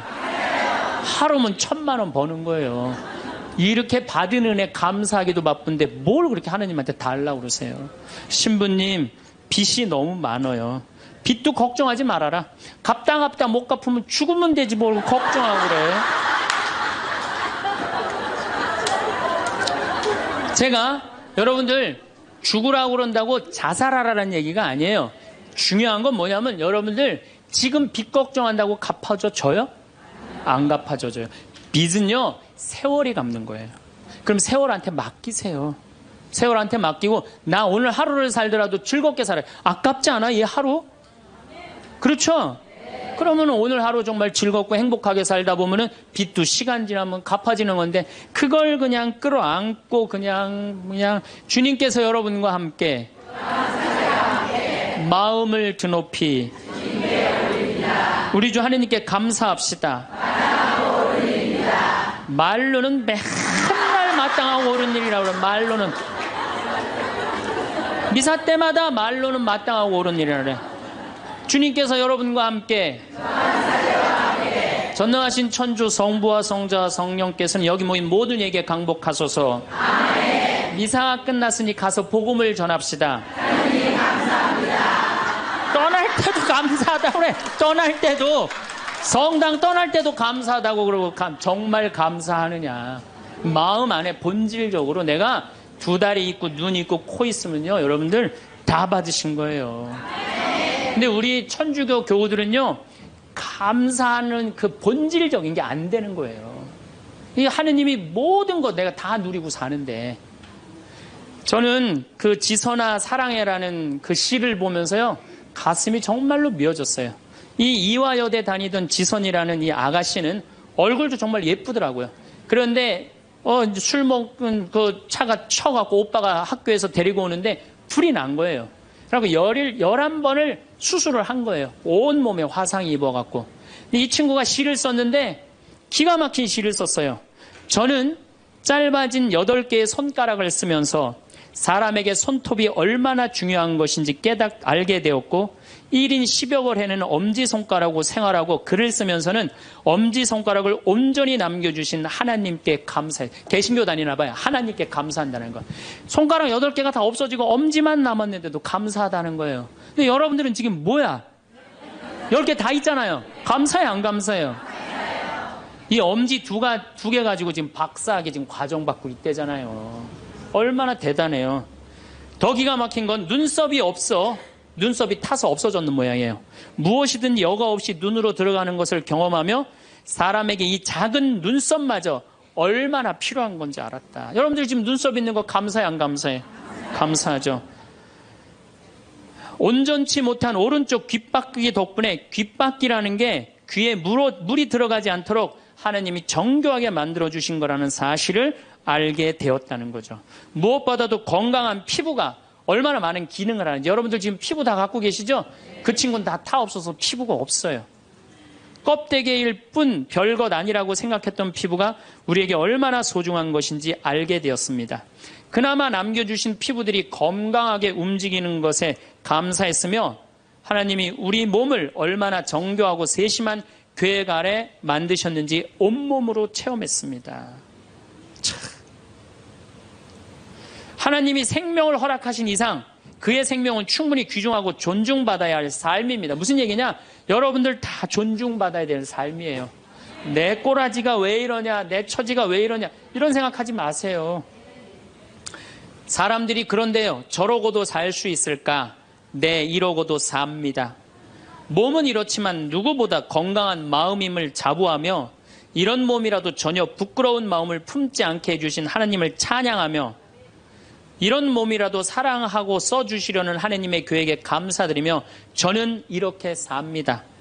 누구보다도 행복하게 살고 있습니다.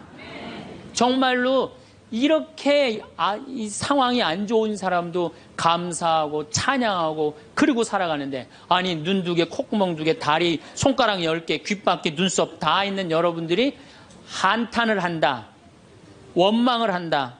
이거 우리 지금 뭐가 잘못 살고 있는 거예요. 신앙인으로서 숨만 쉬어도 감사한 거예요. 숨만. 그리고 이 대한민국처럼 잘 먹고 잘 사는 나라 있어요? 이렇게 잘 먹고 잘 사는 나라 없어요. 제가 아무리 돌아다녀 봐도 한국처럼 좋은 나라가 없어요. 내가 일본에 가갖고 회를 정식을 시켰어요. 회를 정식을 시켰는데 딱 2점 나오더라고요. 그래서 나는 그게 맛백인 줄 알았어. 맛백이. 그래갖고 홀딱 먹었어요. 아니, 아무리 기다려도 회가 안 나오는 거예요. 그래서 가이드를 불러서 왜 회가 안 나오냐 그랬더니 아까 2점 먹은 게 정식이라는 거예요. 일본 아이들은 가서 보니까 2점, 3점밖에 안 먹어요. 제가 지난 2월 달에 미국 플로리다 쪽에 강의를 갔어요. 마침 근사한 식당에 초대를 받아서 스테이크를 먹게 됐어요. 야, 호텔에서, 그것도 그냥 회원만 먹는 호텔에서 스테이크를 먹는다고 그러는데 진짜 스테이크 요만큼, 그 다음에 감자, 콩, 수프, 땡이에요, 땡. 아무것도 먹고 났는데 배고프더라고. 거기서 배고프다고 그럴 수도 없고. 근데 한국에 돌아가고 우리 집이 수원이야. 수원 갈비집들 많잖아요. 그래서 갈비집에 가갖고 갈비를 시켰는데 진짜 갈비 나오기 전에 상을 이렇게 하나 들고 나와요. 반찬. 그렇죠? 나는 갈비집 갈 때마다 궁금한 게 갈비 먹으러 가는데 게장이 왜 나오는지 난 이해가 안 돼. 게장 나오지. 그 다음에 또 뭐 나와요? 저기 뚝배기에다가 계란. 그렇죠? 요즘은 다 그거 나오더라고. 그 다음에 또 메추리알. 그 메추리알은 어디나 다 나오는 거고. 그 다음에 사라다 나오죠. 그 다음에 부침개 나오죠. 또 기다리시는데 배고프시다고 국수 말아서 나오죠. 그것만 먹어도 배불러요, 사실은. 그리고 이제 갈비가 4명이 가면 또 딱 4인분 나오면 그냥 그거 먹으면 배가 빵빵해요. 근데 우리는 배 빵빵하면 안 돼요. 배가 터질 때까지 먹어야 돼. 2인분을 더 시켜요. 그래갖고 그냥 배가 터질 때까지. 그래갖고 그냥 정말 배가 터지기 일보 직전이야. 그런데 대한민국에만 나오는 장면이 하나 있어요. 배가 터질 것 같이 먹었고 갈비뼈가 다 널브러졌으면은 아줌마 하나가 쓱 나와서 이렇게 물어봅니다. 냉면을 먹을래? 된장찌개를 먹을래?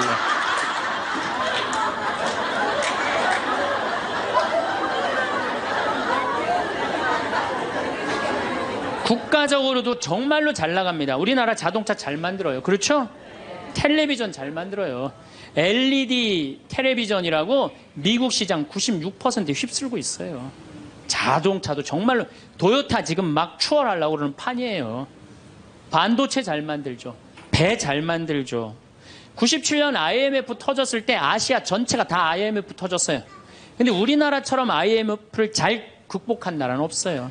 미국이 우리나라 기업 다 먹으려고 그랬는데 국민들이 금 모아갖고 그거 상환할 줄은 꿈에도 몰랐던 거예요. 대단한 민족이에요. 정말로. 그리고 2008년 금융위기도 우리나라가 참 잘 극복했어요. 그럼 국민들이 이렇게 행복한 나라에 살면 자부심을 가져야 될 거 아니야. 그렇지 않아요?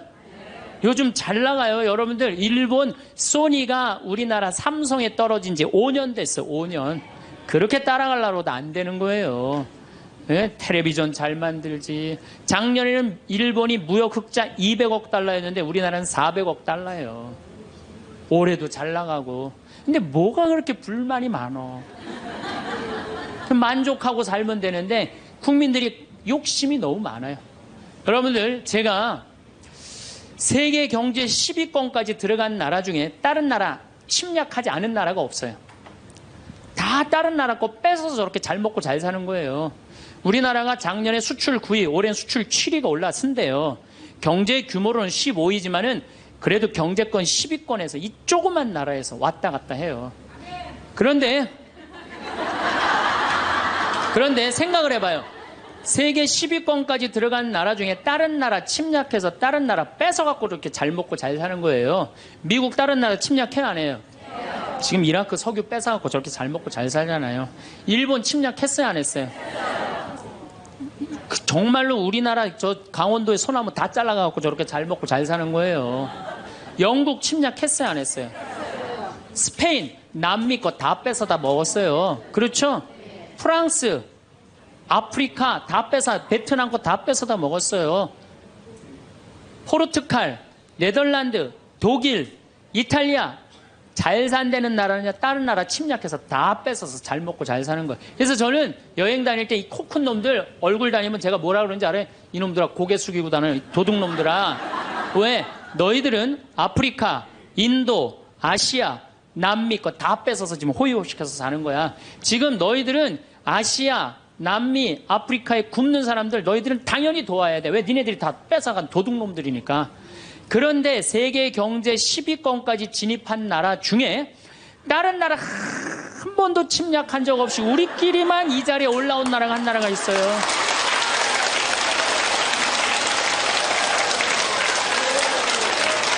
그게 바로 우리나라예요. 우리나라. 여러분들 정말로 저는 대단하다고 생각해요. 그래갖고 이 대단한 사람들이 모여갖고 살아갖고 우리나라 이름이 뭐냐면 대한민국이에요. 대한민국.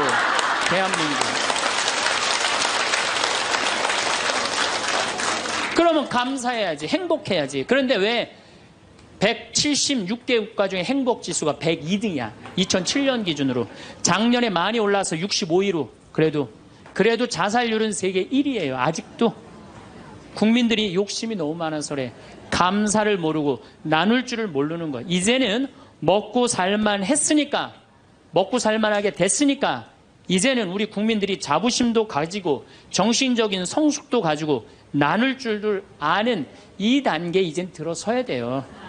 근데 이걸 누가 해야 돼? 우리 천주교 교우들이 앞장서서 해야 돼. 근데 저렇게 맨날 이 까만 옷만 앉아있고 있으니 이거 어떻게 하면 좋아? 그래서 암 환자들이 많이 오십니다. 근데 벌써 한 3년 전 얘기예요. 3년 전에 우리 집에 암 환자 자매님 한 분이 오셨어요. 한 분이 오셨는데 이분이 5월달경에 오셨는데 완전히 얼굴이 새카마신 분이에요.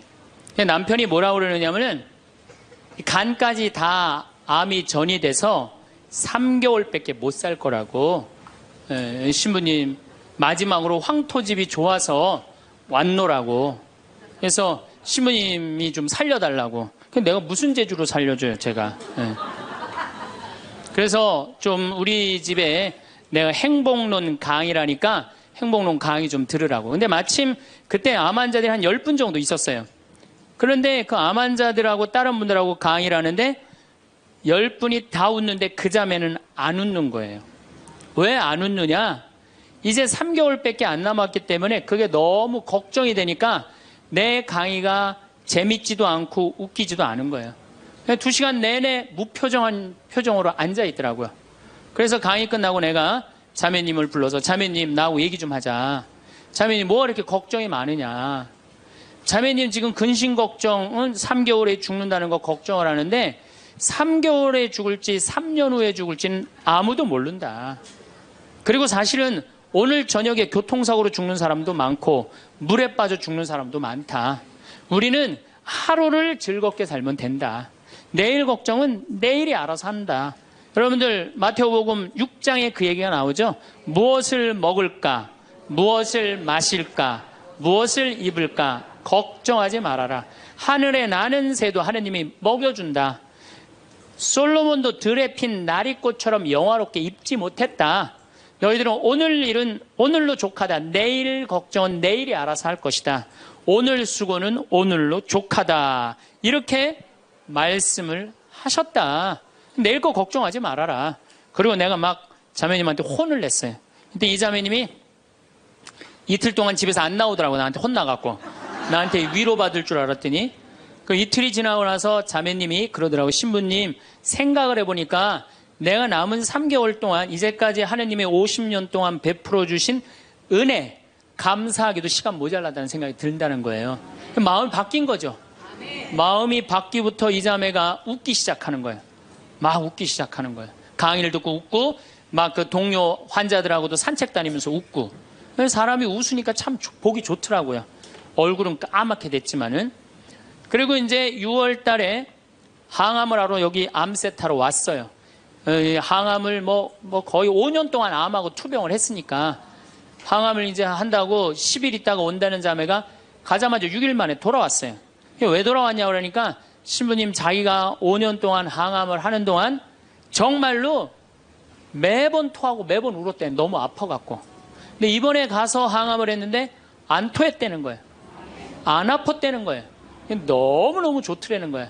그래서 6일 만에 내가 하느님한테 매번 감사했대. 하느님 감사합니다. 안 아프게 해주셔서. 하느님 감사합니다. 안 토하게 해주셔서.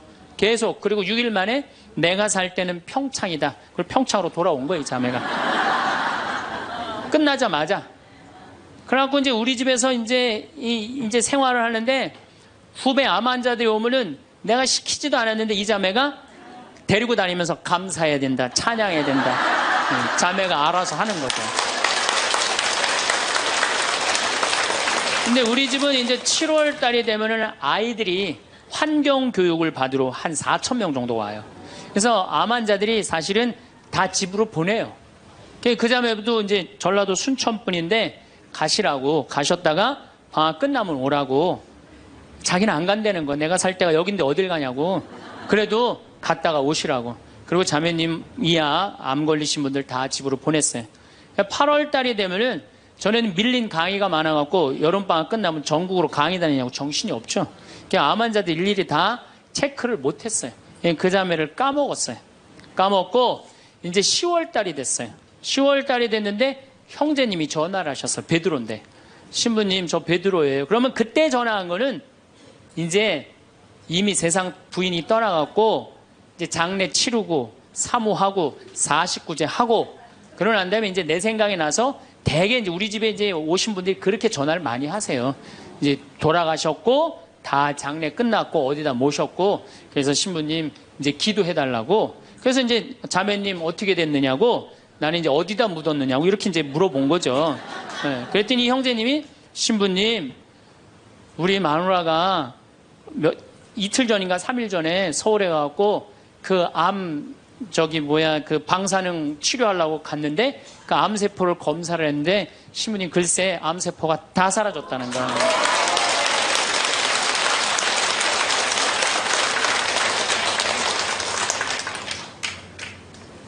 마음을 어떻게 먹느냐에 따라서 굉장히 많이 틀려요. 물론 또 하느님이 불러가시면 어쩔 수 없는 거고 저는 하느님이 불러가는 것도 나쁘지 않다고 생각해요. 예, 불러가면 얼마나 좋아요. 요즘 그 미국에서 어떤 박사가 이제 죽었다가 다시 살아난 사람들 조사를 해봤대잖아요. 죽었다가 나도 이제 그 본당 사목하면서 죽었다 살아난 사람들 얘기를 들어보면 아주 거의 똑같아요. 딱 죽을 때 그냥 터널 같은데 빛을 빨리 올라간다는 거예요. 그래갖고 그냥 전생애가 다 보이고 그리고 정말로 빛이 있는 곳으로 나간다는 거예요. 내가 그 많은 분들 병자성사 해보면서도 정말로 편안하게 돌아가시는 분들을 보거든요. 그러니까 사실 살아도 좋고 죽어도 좋은 거예요. 뭐 이렇게 걱정할 게 많아 믿는 사람들이. 그렇지 않아요? 어쨌든 그래도 살아있는 게 낫지 아직까지는. 그렇잖아요. 그 여러분들 죽는 거 걱정하지 마세요. 절대 죽기 전까지는 안 죽어요. 죽기 전까지는. 걱정하지 마세요.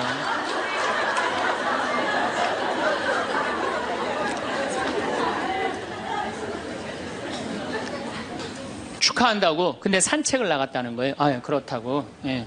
그래갖고 이제 11월 달이 됐어요. 우리 집에 이제 은퇴 신부님들이 자주 오세요. 그래갖고 이제 은퇴 신부님들 장어를 사드린다고 내 차에 모시고 가는데 저녁에 전화가 왔어요. 근데 젊은 여자야. 신부님, 84살 먹은 신부님, 73살 먹은 신부님을 내 차에 태고 운전을 하고 하는데 전화가 왔는데 내가 모르는 번호야. 근데 저쪽에서 너무 이쁘고 젊은 여자가 신부님 저예요 그러는 거예요. 아니 내가 누군지 어떻게 알아. 목소리가 너무 이뻐. 그래서 실례하지만 누구시냐고 그랬더니 저쪽에서 뭐라 그러냐면 신부님 섭섭해요. 제 목소리를 벌써 잊으셨어요 그러는 거예요. 그래서 내가 누구냐고 그러니까 저 마리아예요 그러는 거예요. 그러니까 그 자매야. 아니 목소리가 원래 이렇게 이뻤느냐고. 말만 하면 울음을 물었거든요. 신부님 나 죽으면 안 돼요 이랬던 자매인데 이렇게 밝은 목소리냐고. 신부님 제가 요즘 너무 건강이 좋아지고 너무너무 행복하다고.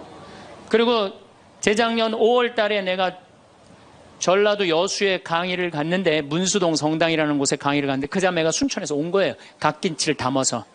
근데 이 자매가 나한테 전화해갖고 신부님 자긴 너무 행복하다는 거. 뭐가 행복하냐고 하니까 드디어 파마를 했다는 거예요.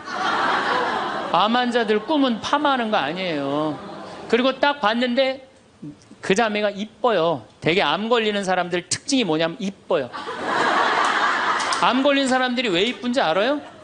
이쁘니까 승질을 못 내잖아요. 이쁜 척 해야 될 거 아니야. 그러니까 화나는 일이 있어도 다 참고 사는 거야. 그러니까 이쁜 사람들이 암에 많이 걸려요. 또 어떤 사람이 법 없이도 사는 사람들이 암에 많이 걸려요.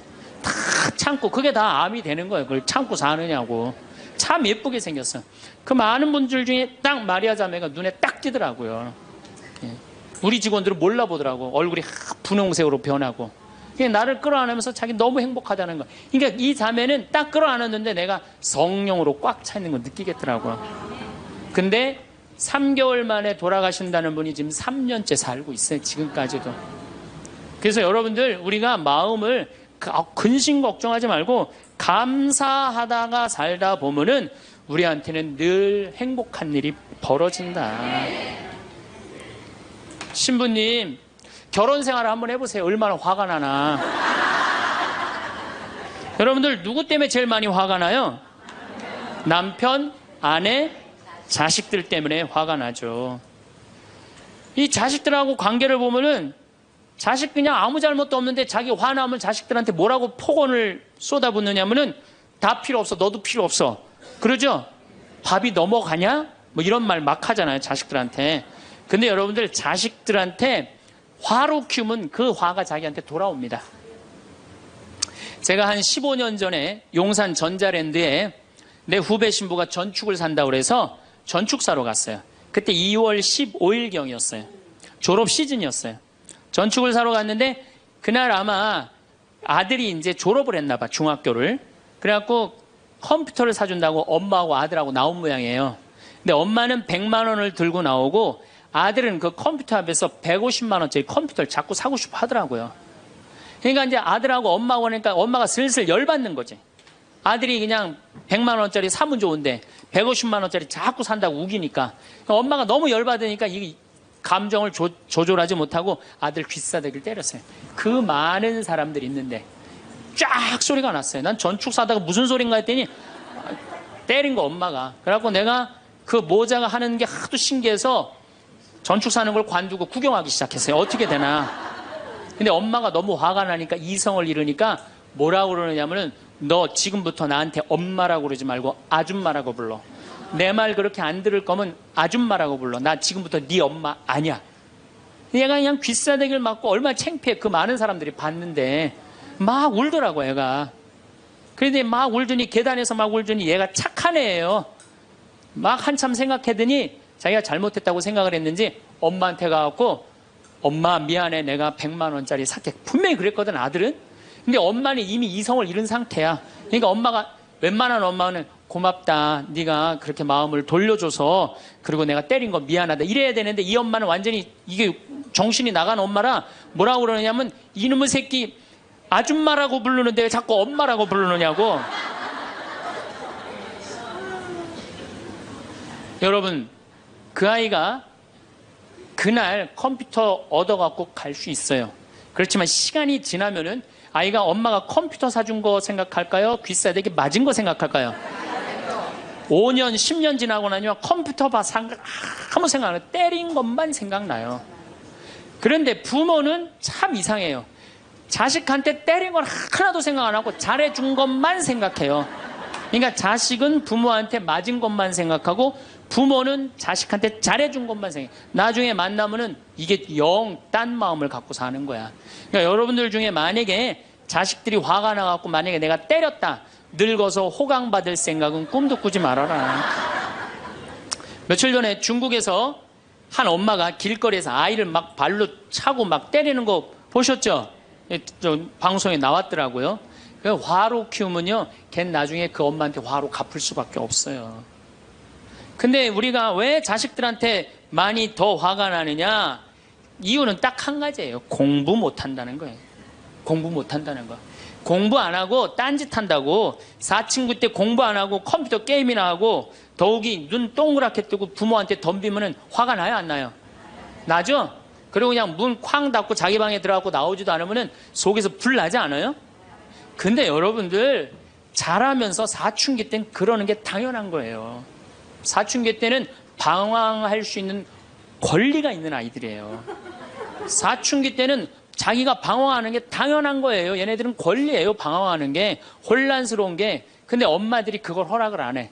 내가 좀 마음이 산란하고 그냥 몸도 막 변하고 그냥 정신도 이상하고 여자 보면 가슴이 흥분되고 막 그래갖고 학교도 가기 싫고 그래갖고 그냥 마음이 산란해갖고 오늘은 학교를 하루 접고 명동에서 좀 고민 좀 해야 되겠다. 학교를 하루 안 갔어.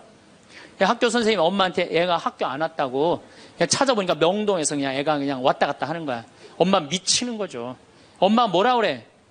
예, 너 방황은 나중에 지금 공부하고 방황을 엄마가 명동에서 대신해 줄 테니까 너는 지금 뭐 해야 돼? 공부해야 돼. 얘는 방황할 자격도 없는 거예요. 우리나라 애들은. 우리나라 애들은요 부모를 마귀로 보는 거. 마귀로. 자기를 괴롭히는 마귀로 보는 거예요. 부모가 어디 있어요. 사실은 여러분들 자식들한테 욕심만 포기하면요 자식들하고 싸울 일 하나도 없어요. 사실은 내 자식이 몸으로 살 놈인지 머리로 살 놈인지 빨리 판단해야 돼요. 우리 집에 이것도 한 3년 전 얘기인데 요셉이가 왔어요. 고등학교 졸업하고 대학을 떨어진 아이예요. 근데 그냥 대학을 떨어진지 집에서 컴퓨터 게임만 하는 거예요. 엄마가 미치는 거지. 애를 보면 대학도 안 들어갔지, 새벽 4시까지 컴퓨터 게임하지, 낮에는 1시에 일어나지. 그냥 미치는 거죠. 그래갖고 나한테 데리고 왔어요. 강원도 평창에. 근데 살이 얼마나 쪘는지 애가 살이 너무 찐 거예요. 그래갖고 그냥 살이 쪄갖고 이 눈두덩이가 안 보이는 거예요. 신부님 우리 애가 문제라고 공부는 안 하고 컴퓨터 게임만 한다고. 그래갖고 그냥 내가 애를 보니까 이 눈두덩이, 찢어진 눈두덩 사이로 걔 눈을 자세히 들여다보니까 애는 문제가 없더라고요. 애는. 근데 애가 살이 얼마나 쪘는지 100kg인지 110kg인지 120kg인지 130kg인지 알 길이 없는 거야. 왜? 우리 생태마을의 저울은 100kg까지 밖에 재는 게 없거든. 올라가면 막 뱅글뱅글 도는 거, 저울이. 그래서 내가 고추 빨 때 방앗간에 나갈 때 달아봐라. 그래서 달아봐. 그랬더니 얘가 몇 킬로가 나냐? 130kg가 나서 130kg. 그래갖고 일단은 하여튼 놔두고 가라고. 그래갖고 이제 엄마는 갔어요. 엄마는 가고. 근데 애가 참 건강한 애예요. 정신도 맑은 애 아이고. 부모 입장에서 문제인데 내 눈에는 문제가 아니더라고. 너 밭에 나가서 일 좀 해라.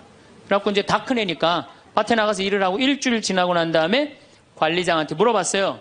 걔 어떠냐고, 요셉이. 그랬더니 관리장이 넘버 원이라는 거예요. 엄마는 문제라고 데리고 왔는데 우리 생태마을의 관리장은 넘버 원이라는 거. 일도 잘하고 성격도 좋고 기가 막히더라고. 어떻게 일을 잘하냐 하니까 애가 힘이 좋아갖고 물건도 게으름을 안 핀다는 거예요. 게으름을. 여러분들 얘가 몸으로 살래요? 머리로 살래요? 몸으로 살래죠? 몸으로 살래를 머리로 살라 그러면 얘가 머리가 돌 것 같아요? 안 돌 것 같아요? 그러니까 내가 몸으로 살지 머리로 살지 빨리 구분할 줄 알아야 돼요. 그래갖고 애가 너무 괜찮으니까 6월 달에 우리 생태마을에 앞에 강이 흐른단 말이에요. 거기서 래프팅을 합니다. 그래서 래프팅 가이드를 자격증을 따라고 그랬어요. 그랬더니 우리 래프팅 가이드 팀장이 신부님 다른 아이는 다 따도 얘는 못 땁니다. 왜냐하면 이 가이드 자격증 체육학과 애들이 따는 거거든요. 배를 뒤집었다가 폈다가 강물에 뛰어 들어갔다가 강물에 또 올라오고 그래야 되는데 130kg짜리가 강물에 한번 빠지면 그만이지 어떻게 자격증을 땁니까? 그래도 우리가 협회 사람들하고 잘 아니까 좀 어떻게 좀 따게 좀 해라. 그래갖고 가이드를 자격증을 보냈는데 얘가 금요일날 따갖고 왔어요. 기가 막힌 거죠. 어떻게 땄냐 그러니까 그 주간에 비가 오지 않아갖고 배가 강바닥에 단 거야. 그래갖고 그냥 들어왔다 나갔다 자격증 따갖고 왔어요. 그리고 아이가 가이드를 하는데 인기가 최고예요. 최고. 너무너무 잘하는 거 아이가. 그래갖고 이제 9월 달에 엄마가 와서 보니까 아들이 130kg짜리니까 116kg가 된 거야. 그러니까 살이 홀쭉 빠지고 눈빛이 초롱초롱해진 거야. 그러니까 엄마가 가자 공부하러.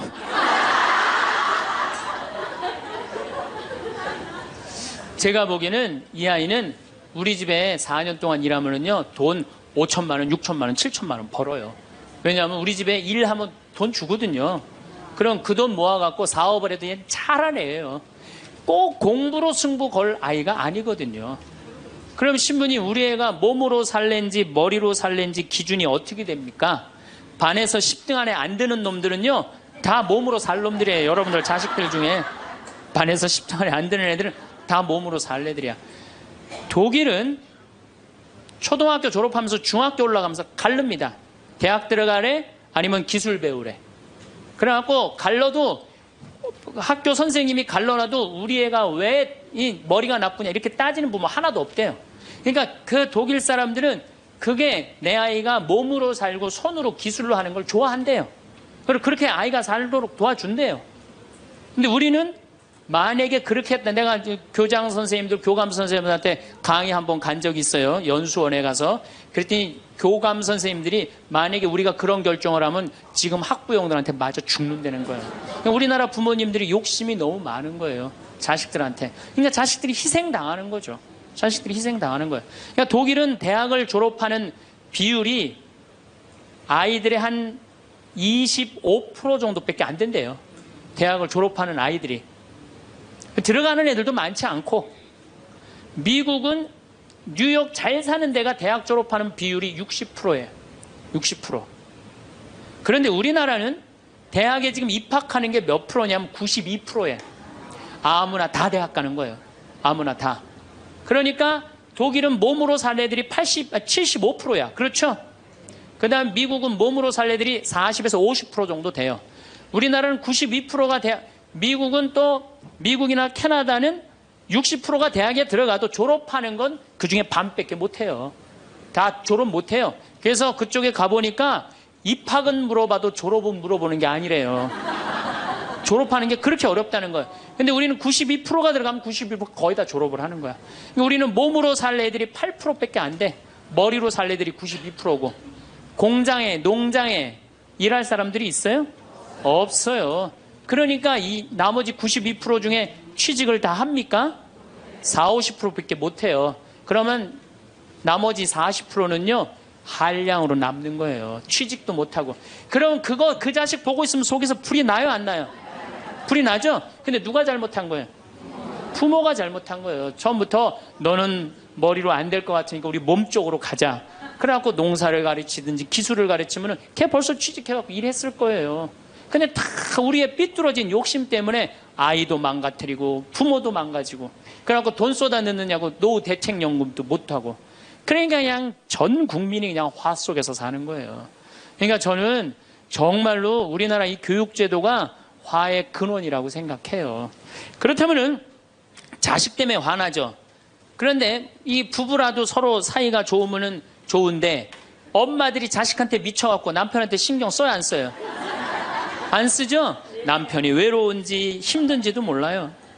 근데 자식들은 부부가 막 사랑스럽고 이렇게 다정하게 지내는 부모를 본 자식들은요, 안정스럽게 자란대요.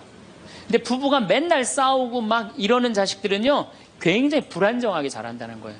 그래서 저는 정말로 감사한 게, 저는 고등학교 졸업할 때까지 부부는 안 싸우는 건 줄 알았어요. 부부는 한 번도 부부 싸움을 본 적이 없어요, 저는. 근데 내 고등학교 때 친구가 아이 뭐 술 먹자고, 고등학교 때 그 왜 그러냐 그러니까 아버지가 엄마를 때려갖고 눈탱이가 밤탱이가 됐다는 거예요. 자기 너무너무 괴롭다는 거예요. 그래서 저는 그때 충격받았어요. 어떻게 부부가 싸우느냐, 그런 충격을 받았어요, 저는. 왜냐하면 나는 우리 어머니 아버지 싸우는 걸 한 번도 못 봤거든요. 그래서 내가 그 얘기를 얼마 전에 우리 형제들이 다 모였을 때, 나는 어머니 아버지 싸우는 걸 한 번도 못 봤다 그랬더니 우리 형제들이 이구동성으로 딱 한마디 하더라고요. 신부님이 집에 붙어 있은 적 있어야지 그걸 보는 거 아니냐.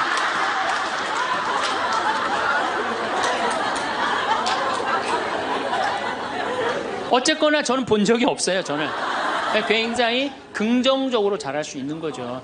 근데 우리나라 남자들은 참 불쌍해요. 돈은 죽어라 벌지만 그 돈을 마음 느긋하게 써볼 수가 없어요. 그렇죠? 자식들 학원비에 대학 등록금 대다 보면은 30에 결혼해서 시집 장가 갈 때까지 60대까지 노예같이 사는 게 대한민국 남자들이에요. 이 남자들 짜증 나겠어요, 안 나겠어요? 화가 나겠어요, 안 나겠어요? 날 수밖에 없어요. 그런 남편들을 신경 한번 써줘 봤어요. 정말로 정말 남편 정말로 남편을 왕대접 해줘봤느냐고. 여러분들 길 가는 사람이, 여러분들 10,000원 주는 사람 있어요? 길 가는 남자가 당신 예쁘다고 10,000원 주는 남자 봤어요? 근데 여러분들 남편은 그냥 한 달에 뼈가 빠지게 벌어갖고 200만 원이든 300만 원이든 400만 원이든 갖다 바치잖아요. 그러면 그 남편한테 감사해야 될 거 아니야. 근데 그냥 감사는 안 하고 그냥 남의 김치찌개도 그냥 제대로 안 하면 그냥 못 끓이고 그냥. 자식이라고 있는 거 학원 다니다 보면은 밤 12시에 얼굴 보기도 힘들어요. 아버지가 자식을 키우고는 있지만은 다정한 자식을 구경하기가 힘들어요. 또 사춘기만 되면 이 자식들이 아버지한테 부드럽게 합니까? 반항하고 틱틱거리고 그러면은요, 우리나라 남자들은 갈 데가 없는 거야. 그래서 40대 남자들이 자살률이 세계에서 1위인데 우리나라 여자보다 몇 배가 많이 죽느냐면 3배가 많이 죽어요. 우리나라 40대들은 갈 데가 없는 거예요. 갈 데가. 외로운 거죠. 또 여성들도 마찬가지야. 난 우리나라 여자들도 불쌍해. 이게 다 교육 때문에 그래. 교육 때문에. 자식이 막 사춘기 때 막 생 난리를 치고 막 그럴 때 여러분들은 몇 살이 될까요? 45, 50 왔다 갔다 하죠? 그럼 여러분들은 자식은 사춘기지만 여러분들은 뭐예요? 갱년기야. 그러니까 갱년기가 되면 사실은 굉장히 케어가 필요한 거예요. 여러분들 굉장히 돌봄이 필요한 나이예요. 막 피부 처져요, 안 처져요? 눈두덩 처져요, 안 처져요? 눈가 처져요, 안 처져요? 볼 처져요, 안 처져요? 이깔 처져요, 안 처져요? 그러니까 그렇게 처지는 거 거울에 이렇게 보고 앉아있으면 어떤 얼굴이 되냐면 이런 얼굴이 돼요.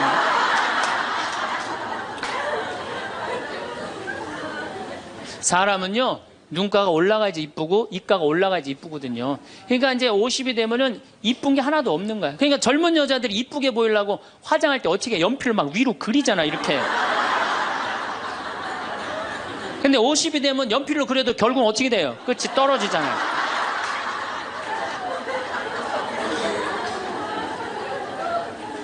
하지만 우리나라 이 갱년기의 여성들은 자신의 고통, 번뇌 뒤로 하고 감추고 희생합니다. 묻어두는 거예요. 자식을 위해서 희생한다. 내가 지금 뭐 생리가 이어졌다, 끊어졌다, 그냥 정신이 깜빡깜빡 하잖아요, 여러분들. 갱년기 시작되면은. 그렇죠? 지갑은 뒀는데 어디다 뒀는지 생각이 안 나는 그런 경우 참 많죠.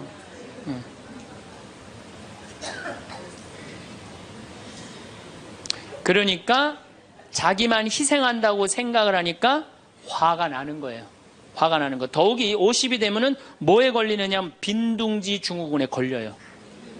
자식 공부하러 나가고, 그렇죠? 남편 돈 벌러 나가고, 자기는 50 되면은 아무도 옆에 없는 것 같은 외로움 속에 자기가 이제 빠지는 거죠. 그러면 이제 자식 보면 막 화가 나는 거예요. 남편 봐도 화가 나고, 몸에는 막 테스토스테론이 나와가고 힘은 흘러 넘치고, 그러니까 막 소리 지르는 거야. 그러니까 50 넘은 여자 중에 여자 같은 여자는 없고 전부 다 깡패 같은 여자들만 있는 거야. 50 넘은. 그래서 나는 이 부부들 보면은 참 재미난 게, 성당에서 내가 보면 얼굴도 예쁘고 정말로 상냥해요.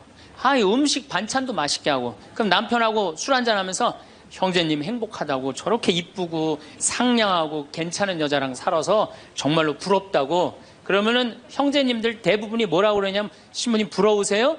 너무 부럽다고. 그러면은 형제님들이 뭐라고 그러냐면, 데리고 가세요.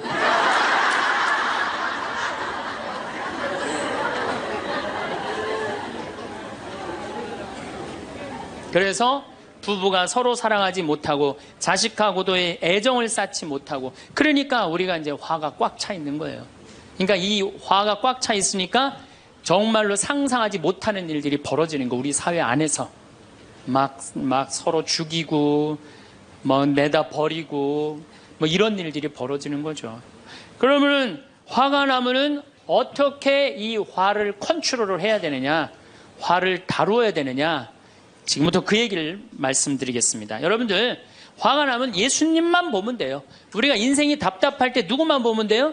예수님만 보면 됩니다. 요한복음 8장에 간음한 여자 얘기가 나옵니다. 자, 요한복음 8장에 간음한 여자 얘기가 나와요. 당시 2000년 전에 여자가 간음을 했다.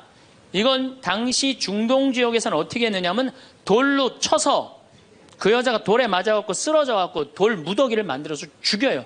이번에도 중동에서 그런 일이 있었죠. 사진을 보니까 진짜 돌 무덤을 만들어